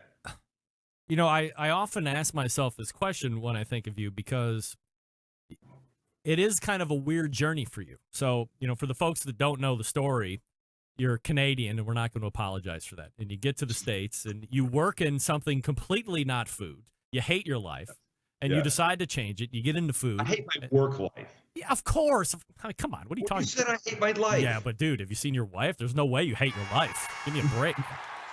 So you decide to get into the food thing, and then you start building the empire from the ground up. And one of the things that I always like to have a discussion about with people that have seen, some level of success. So, just to kind of gloss over all the cool stuff. I mean, you have the huge YouTube following now. You've been on, local, regional, and national television for any number of years. You have, I think at last count, 13 or 47 Emmys to your credit. So there's a number of 15, a number of books. I mean, the list goes on. Restaurants and all this stuff. So if you become a fan of Sam the Cooking Guy today, go ahead, or a month ago, or a year ago, go ahead. Here's a mindset: fucking guy's lucky, just got lucky. But they don't see the 30 years that we're going into where Sam the Cooking Guy came from. So it's not lucky. And I think unfairly, hold on. Jeez. I think it's unfairly cast on a lot of different people across many different genres, whether it's YouTube or television or record. Yeah. It's luck, and that's all it is. And I think that's bullshit, and that should always be pointed out, that the struggle happened before all the private jets and great money and $976,000 that you make a year in your bank account. Okay, so there are no private jets. I'm talking, hypothetically. I know what you're talking, but somebody will hear that and go, "That freaking guy's got a private jet just from stupid cooking on TV, on YouTube." Yeah. Here's the question that I get, because this statistic it was better a week ago in 2019, when I could say in May of 2018, we had 30,000 subscribers on YouTube. And then wherever we were in 2019, we basically gained a million and a quarter. Wow. And people will say, "How did that happen?" I go, "Look, I attribute it to a couple things." I go, Max's work got really good. His earlier stuff was okay, and he would admit that. His work now, the show looks as good as any TV I've ever done. Yeah, I had a series on Discovery's Health Channel and all kinds of stuff. As good as that, I go, there's this thing that I believe in that it's like you roll a ball down a hill. As it starts to go, it picks up speed. Yeah. And yes, I believe it picked up speed as we went. But I also think that the 17 years of being in the cooking world are finally starting to come out. Yeah. And there's a significant component of, I don't know if it's luck, Greg, but it's just more eyeballs, and then you tell two friends, and so on and so on. There used to be a shampoo commercial years ago that had that as its tagline. Mm-hmm. You tell two friends, and shit just happens. More people, but it's the funny thing. You hear a band and you go, "Well, they just came out of nowhere," and they didn't come out of nowhere. They've been in shitty clubs, making $100 a night for 6 people for 10 years. Yeah. And if the luck is that one night a music producer happened to be walking past as their notes were coming out of the club doors, is that luck? Or is it them beating the bushes and always playing as many gigs as they can so they could get heard and noticed? And a lot of it is just because they like it. How much longer can you keep up the YouTube stuff?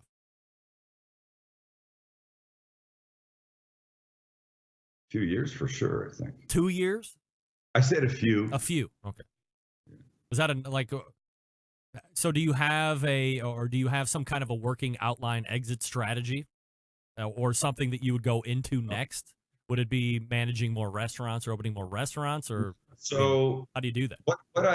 I've said this for a long time. What I like most about what I get to do is that it's so varied. Mm. We have the little not tacos.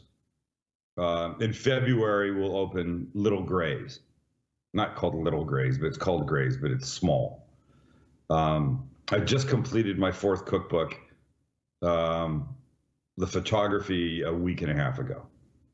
That'll come out in the fall. I get requests for doing things from companies on a corporate level. It's just fun. I'm 60. I have no intention at any time soon exit strategizing my way stage left. Because I don't know what I would do. I know what I would do. I would drive my wife absolutely insane.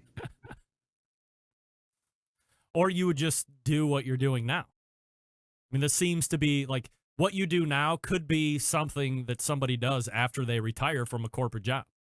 It was a passion. They like doing it. Yeah. Maybe they did a little bit on the weekends, and now all of a sudden they have all this time because they're not working anymore. And they turn that small passion on the weekends into their hobby, and now they're out shooting 3 days a week or doing something similar of an outline that you do. Yeah. Why not keep doing it? I want to see Sam the cooking guy at 85. What are we going to use with Metamucil this week, Sam? Jesus, Sam Max is wrapping you over the head with a cane. You're taking your wheelchair wheel off and chucking it at him. It's so crazy because I look at our audience. 75% of my audience is between 18 and 45. Yeah. They call me Dad. Sounds like a name of a movie, doesn't it? Yeah. They call me Dad. I'd like him to be my dad. Could that guy be my dad? They'll comment, Dad, what do I do with this? And I don't feel that. I don't certainly feel old, but I do recognize I look older, and I'm at that age when I certainly am a dad and could be a dad to most of my audience. Mm-hmm. I'm fortunate and very happy that they want to continue to watch the nonsense that we put out. And I say nonsense, and I don't want to belittle my stuff. Like, I think that cooking is great. Yeah. But I say nonsense not because of the food and how it turns out, but because of the way that I am. My silliness or whatever. Let's talk about silly cooking. Yeah. A couple days ago, you make this thing called the mac and cheese bun. So let's make sure, okay, everybody, New Year's resolution, we're going to stay fat. Let's eat the mac and cheese bun. Was the last one before New Year's. That's right. This is your last offer, right? Let me tell you something. Where does this even happen? In stupid Max's head. Max thought, let's make a mac and cheese bun? Is that how he eats mac and cheese as a youth? He put it in a hot dog bun? Inspired on some level by the smoky pork and mac taco that we have at Not Tacos. All right. It's very popular. Very popular. Sure. And so Max is more attuned to trends, what people are looking for. And that's one of the changes that we made that helped the audience grow. Really, was Max going, I'll say, what do you want to make? And you go, I feel like an old school steakhouse wedge salad with blue cheese dressing. So we'll make it. And 4,000 people would watch it. And now we look at what people are asking for, at what trends, what gets searched, and we make that stuff. The Baconator, the Wendy's Baconator that we just made, it's like 300,000 views in a day. What? And so Max goes, let's make the mac and cheese thing. And I fought it as hard as I could. And then I went, I'm not going to fight anymore. All right. So it's obviously pretty popular from your evaluation. And I've yet to see you hate a dish that you've made.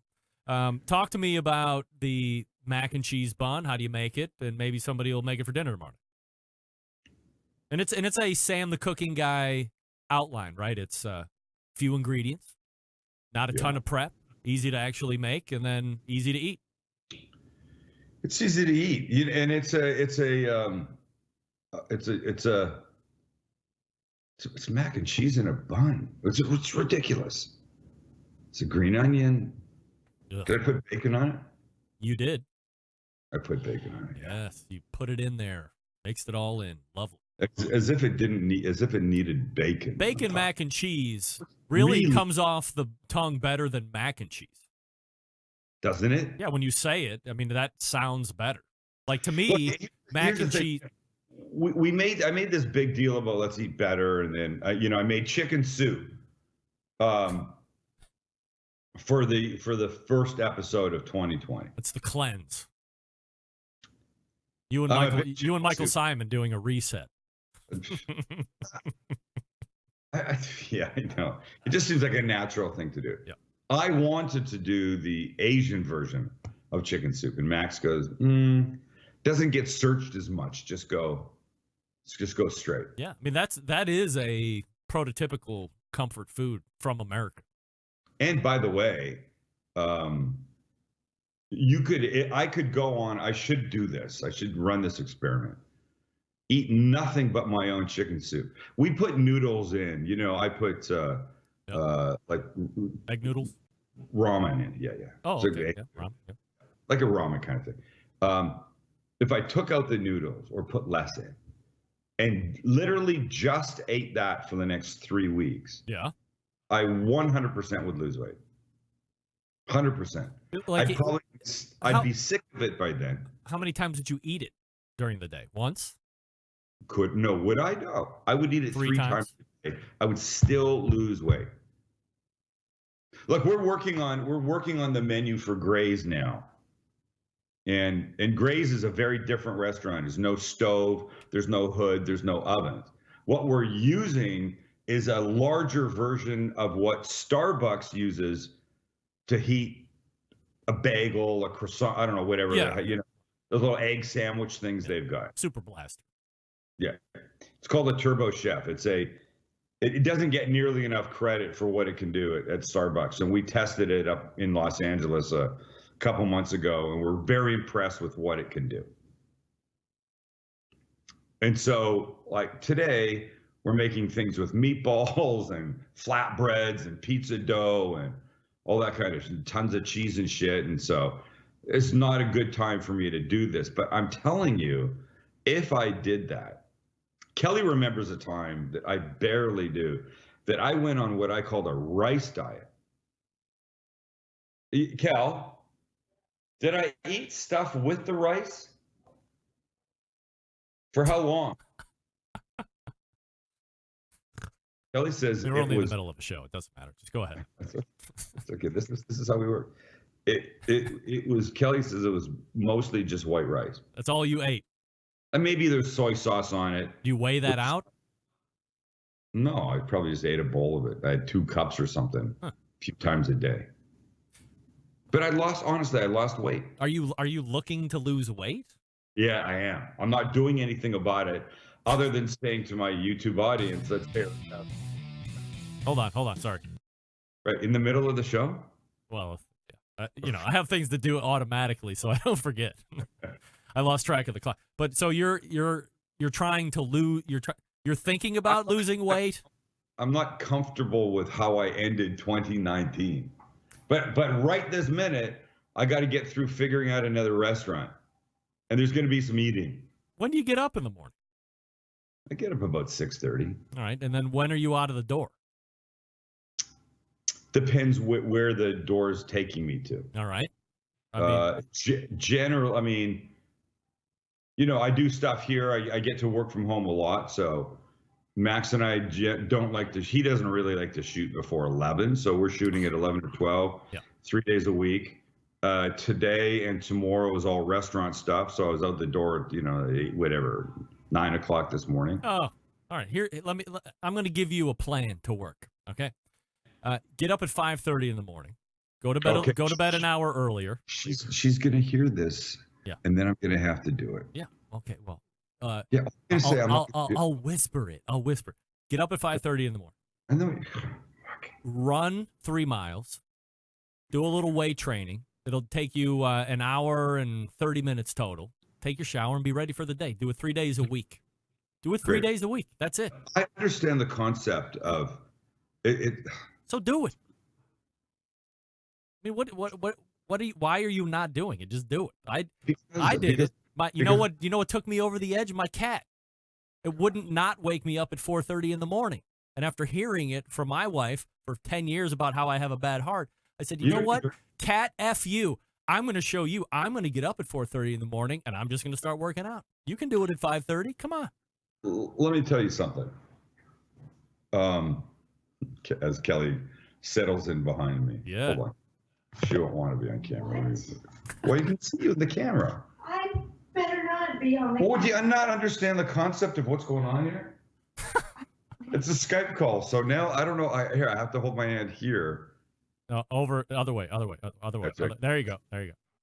I'm not holding my hand here the entire thing. Oh, yes, you are. I know what you're wearing, Kel. Fortunately, hey, look, let me tell you something. Nobody can see anything past 1 foot behind you. That's it. It's all a blur. It's all a blur. Yeah, don't worry about it. Fine. Yeah. Look, you know what you've done? No. Yes, of course I know what I've done. I've given you a recipe for success. Shut up. She's right there. I know that your audience is mostly men. Yes.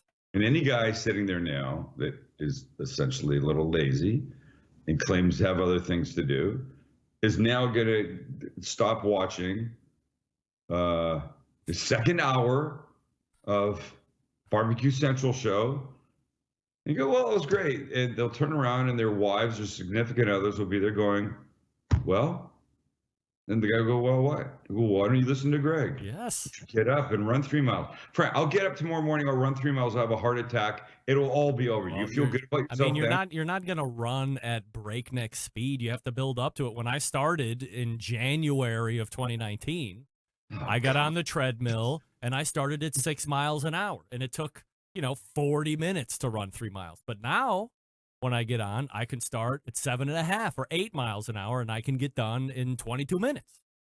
But here's the beauty. I'm not telling you to go run 5 and 6 and 8 and 10 miles like these maniacs, because as luck would have it, my sister-in-law is a medical professional. And as I told her, because I was one of those idiots that started trending up in miles, and she said, are you training for something? And I said, no, I just figured this is what you should do. She said, well, let me tell you something. You get zero cardiac benefit running anything more than a 5K, which is 3.1 miles. She said, so unless you're training for something else, you're not doing your heart any better going any further than 3.1. And at that point, I said, good for me. I can do it. I can put in that 22 to 25 minutes, depending on how I feel. Yeah. Get a little weight training in after that, and then I'm ready for the day. And I'm healthy as a horse. Blood pressure's good. My resting heart rate is 48. Can you believe it? That's almost dead. I know, but my stroke volume is huge. That's what she said. You know what I'm talking about? Sam, can I put you on hold just for 1 second so I can do a piece of business and we can come back and perhaps we can talk about food? Of course you can. Go ahead. Stand by. Sam, the cooking guy, is on the line, if you didn't notice or you're just jumping in. I'm going to talk to you quickly about Big Papa Smokers, the one-stop online shop for all things barbecue. A curated selection of only the best outdoor cooking and grilling supplies will get you on the path to better barbecue results in no time. They have 13 perfectly balanced rub flavors that transform ordinary meals into extraordinary. You can also check out the West Coast Offense, which is using Big Papa's and Simply Marvelous barbecue rubs together. They also own Granny's barbecue sauce. If you're looking for a new go-to sauce that will please everybody, Granny's traditionally and powerful flavors remind us why we fell in love with barbecue in the first place, because it tastes good. Now, aside from the rubs and aside from the sauces, they have great cookers that you should buy. Now, if you want a easy-to-use and versatile smoker, the Mac 2-Star General Pellet Grill is what you want to take a look at. Big Papa's is the exclusive Mac dealer. They even offer special packages. If you're not a fan of the pellet cookers, check out the Old Hickory Ace BP. It's the only charcoal smoker that Big Papa's has on his competition trailer. If you're not sure of what grill you need, give them a call, ask them questions, and then figure it out from there. 877-828-0727. Or shop the website, bigpapasmokers.com. That's BIGPOPPA smokers.com. We are back with more Sam the Cooking Guy in 2 seconds. Stick around. Be right back.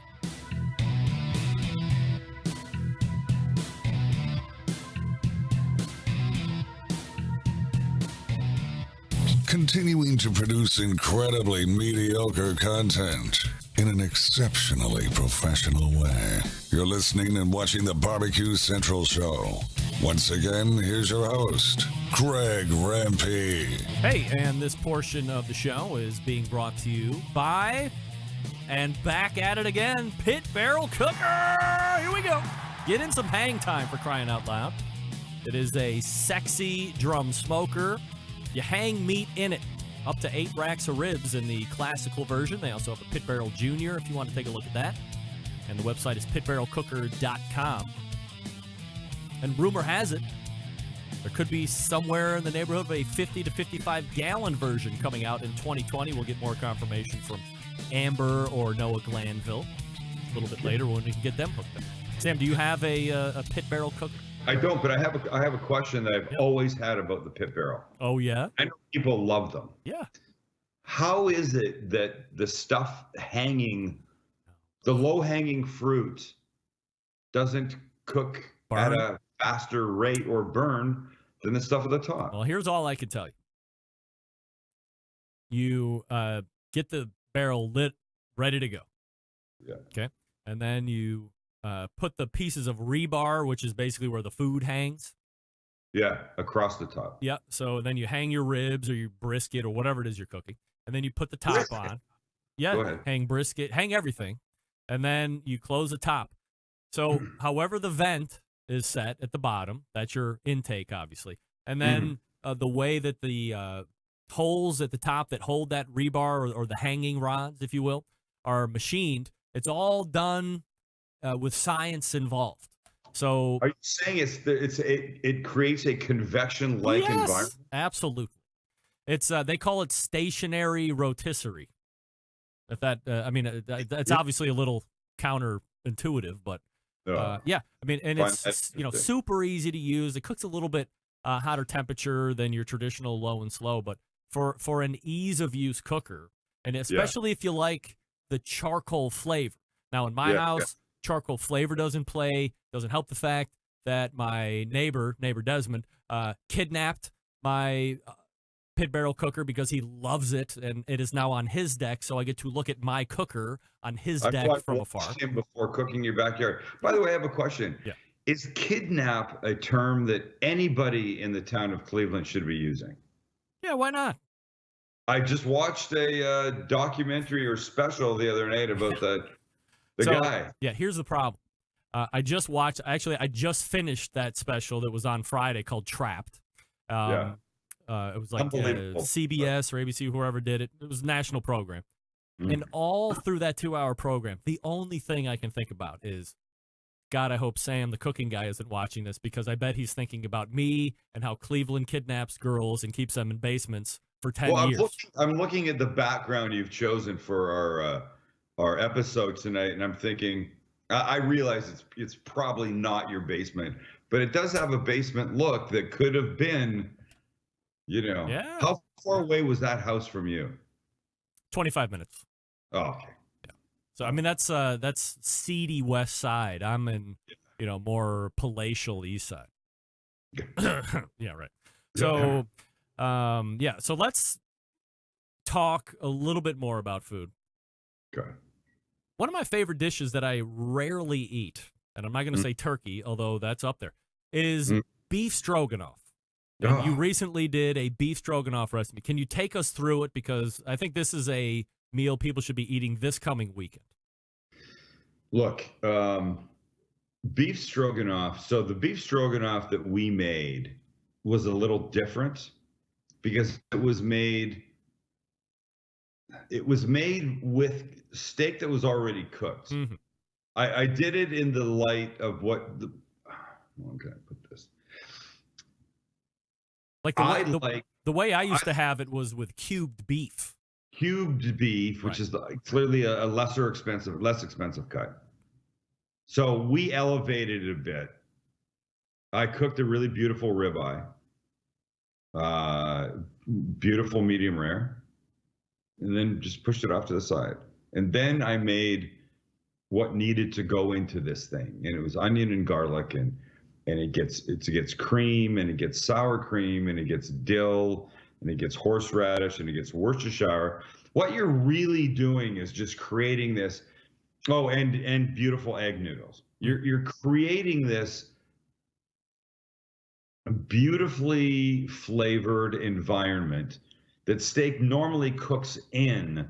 But if you take a look at the picture that we posted with it, we were looking at it and we were having this discussion and said, do I cut the steak and then mix it all in? And then if you mix it in, it's going to get that, yellowish sort of pasta-ish kind of color to it, the cream that's cooked. That's, there's parsley and dill or whatever in there. And it's going to look okay. And then we decided the thing to do, let's not do that. Let's keep the ribeye, as gorgeous as it is, just pile up a big shit ton of it in the middle. And then you would take a fork and drag it through the sauce and stab some egg noodles and have a bite. And it is so perfect for this time of year. And I think it is so easy. One of the comments that I get all the time is people go, you make everything look easy. And I go, I'm not making like effing foie gras and things with truffles and stuffing Cornish game hens with who knows what. I go, it's not complicated. You just don't think you can do it because you haven't. People will come up and say, I can't cook. And I go, you know what? I bet it's not that you can't cook. I bet it's that you don't cook. Right. You went to make something once, a pineapple upside down cake. You failed at it for whatever reason. Could have been you, could have been the recipe you had was bad. It could be your oven is no good, whatever it is. But it turned out like shit. And you went, clearly I don't have the cooking gene. And I always go, look, nobody could ride a bike in the beginning. Now we can all ride bikes. And that's just because of practice. So go make that pineapple upside down cake a second time. And now you know what? It wasn't cooked enough. So maybe the recipe direction for 45 minutes needed to be an hour. It was way too sweet. Shouldn't have been 21 cups. It should have been maybe 2.5 cups. Stuff like that. Is it fair to say that, aside from maybe having a bad experience or maybe, I think some of the, I hate painting with the broad brush, but I think, tell me I'm completely off base here, but folks that you run into that like to cook. Yeah. And it's probably a unique dichotomy for your audience too, because I'm sure there is plenty of people that just watch you because they find you entertaining. They think the food that you're making is good. They like when you taste your food at the end, and they have no desire or they're scared to try any of what you just did. But they will also tune again on Wednesday and Friday and consume it as entertainment. Yes, there is that component. But whenever I meet a single person, a couple, a guy, girl, whatever it is, I say, who cooks? And inevitably, one of two, at least, probably 30% of the time, one of the two, if it's a couple. More often, but the line I get a lot is, you encouraged me to cook in the beginning, and now I cook all the time. And I do think that, look, my thing was supposed to be a travel show and not selling seats to Korea or Japan or the Bahamas. It was to encourage people to try to go someplace different that maybe they didn't go. And when that didn't work out because of 9/11, I said, I'll just try and find something else that I can be encouraging at. And it was cooking. And only because I the days following 9/11, when my travel thing went away, I saw a really horrible cooking segment on a local TV show, local morning news show. I said, I should do that. And Kelly, who's behind me basically in a negligee. We can't see that, by the way. We can't see it. I know you're saying that. Said to me, sweetheart, I think it's a great idea, but the thing is you can't cook. And I said, well, I'm going to do easy stuff. I want to be encouraging, so as people watch, they go, that looks good, but it also looks easy. Mm-hmm. So I think if I'm successful at anything, I'm successful at the style with which I cook and deliver my episodes. I think people look at me and go, if that dopey fool can make this shit, I'm certainly able to pull it off. You're operating on the lowest common denominator. That's how I operate. Why not? Yeah. I mean, why not? Yeah. Sam, the Cooking Guy, is joining us here on the show. TheCookingGuy.com is his website. You can also go on to YouTube and search The Cooking Guy and sub if you haven't already done that. What are you seeing, or what are you and Max forecasting for the first quarter for the YouTube channel here? More of the same. We'll fight. We fought the other day, argued about what it should be, how to do it, what we want, that kind of thing. We don't. Who wins in fights? Is it typically 50-50, or because you're the talent, so you will rule eventually? I'm the worst person to argue with. I'm like a dog with a bone in its mouth. I'm never fucking letting go. And I win more arguments with Max or my kids because they go, okay. I don't want to listen to you anymore. Did you, Kelly? Kelly goes, they just don't want to listen to you anymore. Hey, just sit there in your negligee and don't make me look bad, please. Get in trouble for that. Come over here. Come in front of in camera range. Yeah, it's the internet. Nobody cares. No, nobody's watching. Come, Greg would like to say hi to you. You like Greg? Everybody likes Greg. You look good, by the way. I have to say that. Hey, thanks. I don't have to. I'd like to say that. I've worked hard on this look, Well, you want to know what's working for you right now in this particular outfit? Oh, not to sound like I'm a designer or anything. All right. But the color of the Henley that you're wearing, is like grayish blue. Yeah, grayish, more heather gray, and it's picking up the gray in your beard. It's a good look. Get that. Oh God, this beard used to be all black. Can you believe it? No, but look at somebody over my shoulder in not much of a negligee. Love the salt and pepper look in men. Yeah. The hair, the beard, that kind of thing. Let me tell you something. This is way out of anything we should be talking about here, but the one thing I've noticed over my year journey of being so totally fit is that while I am continuing to gray here, the top of my head, of course, my hair continuing to retreat quicker than the French at war, has gotten darker. I don't color it. I don't know. Even my kids have said, "Hey, are you doing something to the top of your head?" And I'm like, "Oh God, I'm trying to hold on to every strand, but other than that, no." The first Tuesday of the next month, February, I want you to pull up a picture from right when you started your regimen, and I want to see a shot like this. We're gonna diagnose. All right. The hair. We'll see a side by side. I'll have to go back. I'm not a really big picture taker of me per se, but I'll have to go back and see if I can find one in 2018. No, just pull a screen grab. Oh yeah, right. Okay, yeah. I guess I am on camera at least once a week. Now that I think You are about on it. camera. Yeah. You know what I get? I remember I was in a crowd once talking food. I don't remember what it was all about, what event it was. And I always say, ask me a question, I'll answer anything. And I will, unless you ask me money questions in front of the whole world and stuff. So somebody said, how long have you been coloring your hair? And I said, I've never done that. And the guy went, oh, okay. And I got pissed. I go, what do you mean? Oh, okay. He goes, look at you. How old are you? Whatever I was, 57, 50, whatever. I go, not everything happens at the same time on people. Yeah. And he went, oh, okay. And so now I'm arguing with this guy.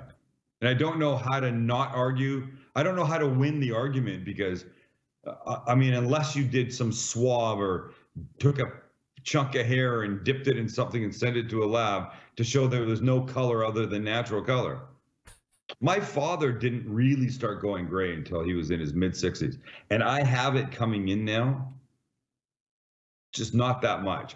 You'd never see it here. But yes, you're just getting very, very little bits. A little bit, yes. But I'm complimenting you on your whole thing. Yeah, I appreciate it. I worked hard on this look today. Welcome. Yeah, well, do you think, let me ask you this question. Do you think this is the year that we might meet? Well, let's see. I currently have zero business second time it happened tonight. Unbelievable. I currently have zero business that is bringing me out to the West Coast on the docket. However, the good news is, while 2020 is rapidly coming to a close, we have 11 and 75. What? You just said 2020 is rapidly coming to a close? Yes, 2020 is rapidly coming to a close. There is still 11 plus months left of the year. So I would say that there is at least a 50% chance that we will meet. And I would also say there is 100% of the 50%, not to go Bernie Sanders, that it would be me getting out to the West Coast versus you somehow fumbling into Cleveland. Where we would meet. Although, I have to tell you. Kidnap young women, that would be my first stop. Well, that's what we do. Apparently that's the place. Yes, that's right. You have come out, or you were going to come out for some event in Palm Springs, right? Yeah, but that I think work got in the way with that a couple years ago. Now, that event has subsequently went the way of Elvis. So it's not on the docket anymore. But, I mean, there are other things that are happening out there now. I have a few more connections. Not that I need any more connections other than just to come and see you, but a Sterling Ball is around you. A Sean Walchef. Sean Walchef is around you. So I do think they're going to do their event differently this year. At least that's what I felt like they said at the end of last year. I feel pretty confident. Okay, let me ask you this question, just based on something you just said. Are barbecue events lessening, or are they on the rise? Yes, to the former, for sure, and especially where you're at, from a California or West Coast perspective. Well, I guess specifically in California, there's been a number of really great competitions that were years in the running that have subsequently died over the last handful of years. And is it a lack of interest in the sport, in the method, in the style, what is it? So there's two different pieces that are competing now. There's the competition barbecue thing that 3 years ago and farther back than that, Barbecue Pitmasters was on television. Before that, there were variations of Barbecue Pitmasters that were on television, all brainchilded by a guy by the name of John Marcus, who at one point was executive producer of The Cosby Show, one of the most prolific rapers of our time. And Cosby, not John Marcus. And I think there was a golden era of competition barbecue because you were hearing about it on shows. So also the proliferation of internet and shows like mine talking about it. So there was a great beneficial storm that kind of hit that showcased this whole competition thing. And, you don't have to be a world-class athlete to be the best competition barbecue cook in the world. You can be pretty out of shape, but as long as you know what you're cooking and I think you're supposed to be pretty out of shape. Well, trust me, you can be, and you can do really good at it. So I think it lended itself to just everyday person. Plus, now you're seeing it on television. It makes it more accessible. You see it on the internet, blah, blah, blah. Now you're seeing a decline because with popularity, there seemed to be a thought of, okay, well, I have to buy this kind of meat, and I have to buy these kind of rubs, and I have to buy a 14 or 24 or 40-foot mobile home, and I have to have this kind of a trailer in order to... There was a keeping up with the Joneses mentality that I think became quite a hurdle for entry for a lot of people. Or you were mortgaging your house to get into the barbecue competition circuit, which pays zero money. I mean, 99% of these guys are pulling the red every year. It's their hobby. They're not making money at it. But maybe there needs to be an event where people can just go pay. Years ago, we lived in Phoenix, and friends of ours put on this giant country music event. And there were, I don't know, say 30 food vendors there. And they figured out that everything that you could get from a food vendor, it wasn't get into the event and then everything was free. It was get into the event and then you would buy tasting portions from these places. Everything was based on 50 cents or $1 or something, right? So you get a little bit of this for $1 or that for 50, whatever it was. But maybe there's a thing out there that showcases great barbecue, and you don't have 40 guys doing fucking brisket. Maybe you've got 4 guys doing brisket, 4 guys doing chicken and sausage and whatever, and ribs, that people go in and somehow they buy tickets and they taste. And so you want a 4 meat category rib burn off is basically what you want, right? Everything. But I think people like it. But you want a concept of a rib burn off. You have those out there? No. What is this? So there used to be in Cleveland, and they still have a number of them, but right downtown at the Burke Lakefront Airport, every summer there was this Cleveland, the National Rib Burn Off. And there would be these teams. Saying burn off? Yeah, they call it burn off. So teams would show up. They had these huge spaces and tents. And the general public would pay a small admission fee to get in. And then you could go to Sam's Ribs, and then Greg's Ribs were lined up right next to it. Kelly's Ribs were lined up right next to me. And you could get, it was, and the famous phrase was $1 a bone. And you pay $1, and you get one of Sam's Ribs. You pay $1, you get one of my ribs, and you pay $1, you get one of Kelly's Ribs. And then at the end, or as you're walking out, you kind of drop a ticket into the bucket as, whose you like the best. And then there's a people's choice. There you go. Maybe it doesn't have to be a competition. But that's not really like a real competition where they're having awards. I think it's just for the people that are traveling the circuit to say, oh, okay, well, in Cleveland, Sam's Ribs won the day. Blah, blah, blah. I guess I'm just trying to figure out a way to help propagate the barbecue world. I feel like when these events go away, it's coming out of the public zeitgeist or something. I don't know. It's not something that's now, like, people are now not hearing about it as much and maybe not doing it as much.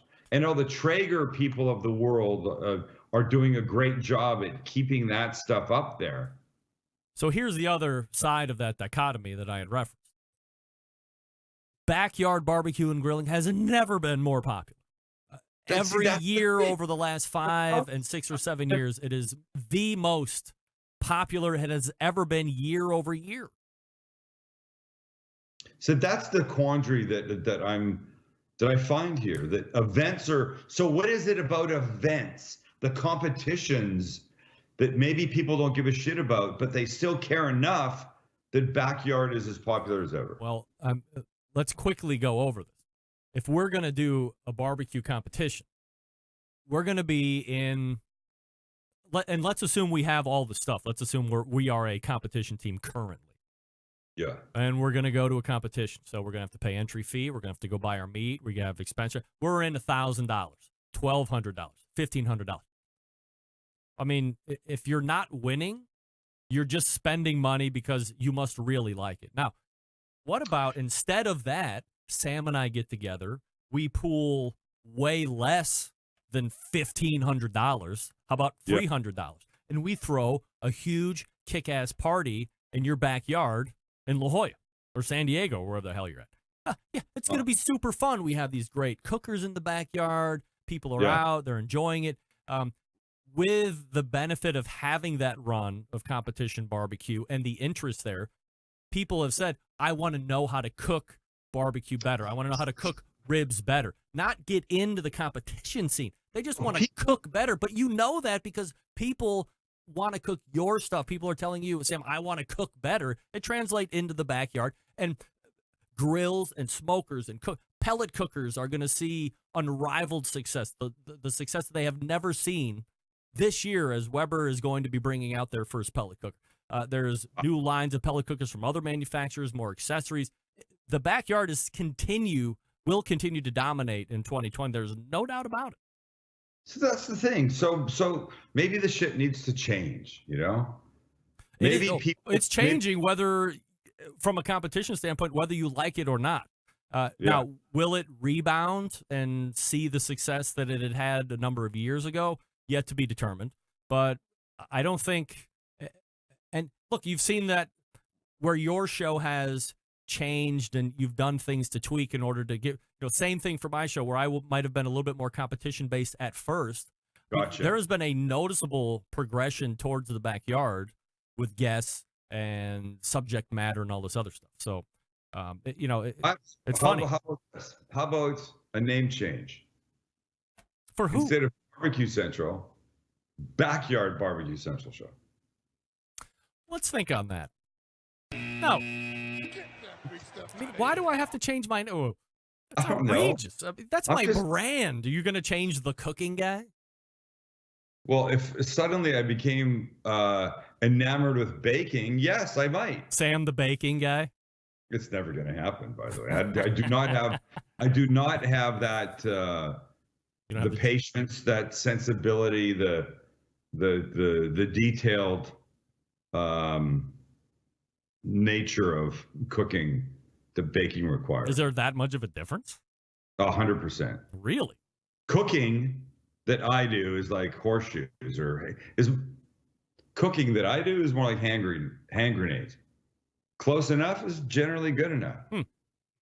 Tablespoon of kosher salt, half a tablespoon and a half, not going to make a difference. Right.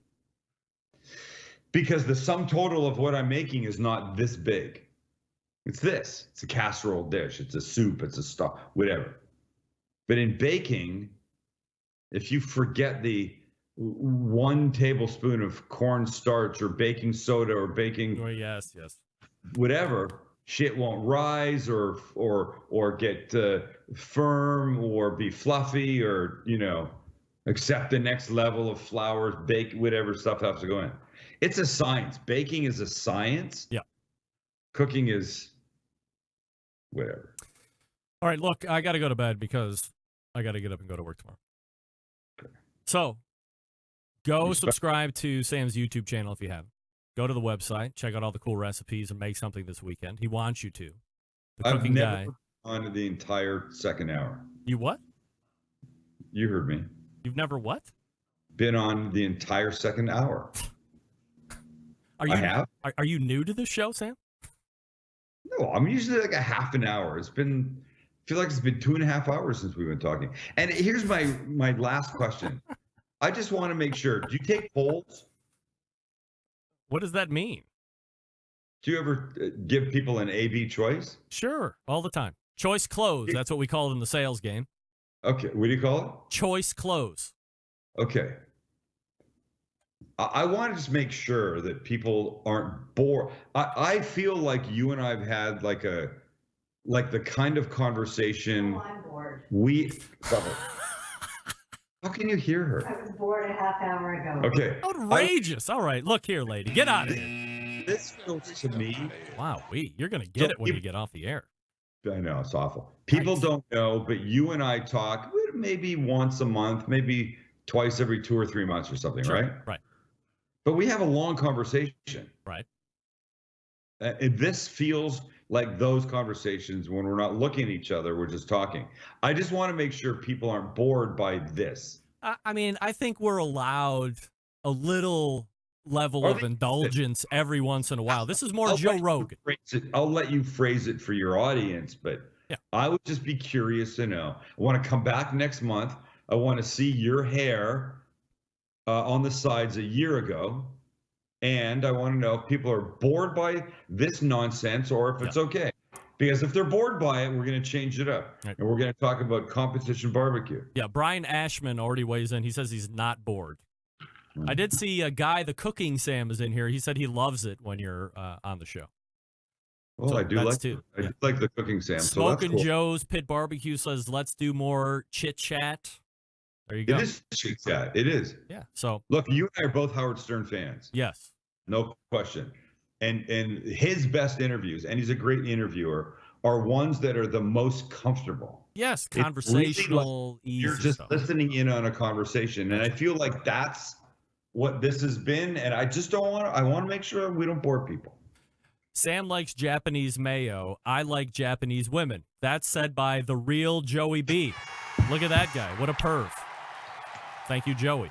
Didn't make him up at all. John Solberg says, if we were bored, we wouldn't be here. We're still here listening. How about that? So that's good. I appreciate good positive reviews for the 5 people that are listening. Okay. Well, look, I love you, man. I love your audience. Hoping that this is the year we get to shake hands. All right. We will. I will do my best. That's all I can promise. Not just virtually over this stuff. That's right. TheCookingGuy.com is his website. Go to YouTube, search The Cooking Guy, and sub if you haven't already. And in the meantime, you will see him in the Month for Lovers, which is the first Tuesday of February. Sam, until then, I bid you adieu. And I say goodnight to everybody at the Backyard Barbecue Central Show. There he is. Look at this guy. Yeah, okay, smartass. Go leave the show and go get yelled by your wife. She was not having it. I get it. At some point, it becomes a little long in the tooth if you're not on the show. Trust me, if she was on the show, she'd be like, yeah, let's go. Can't wait. Can't wait.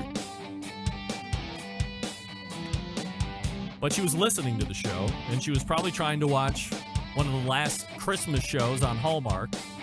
And you got Sam jabbering in the background and some guy from Cleveland. I get it. All the way back in the first hour, Malcom Reed was on the show. Killer Hogs Barbecue and HowToBBQRight.com, his website. Sam the Cooking Guy in the second hour. TheCookingGuy.com. Check him out on YouTube as well. I'm allowing the Gene remarks now. Next week, I will not be allowing. Andrew, you are not. I will not be allowing Gene remarks. There will be bans. There will be bans. Big show lined up for you next week.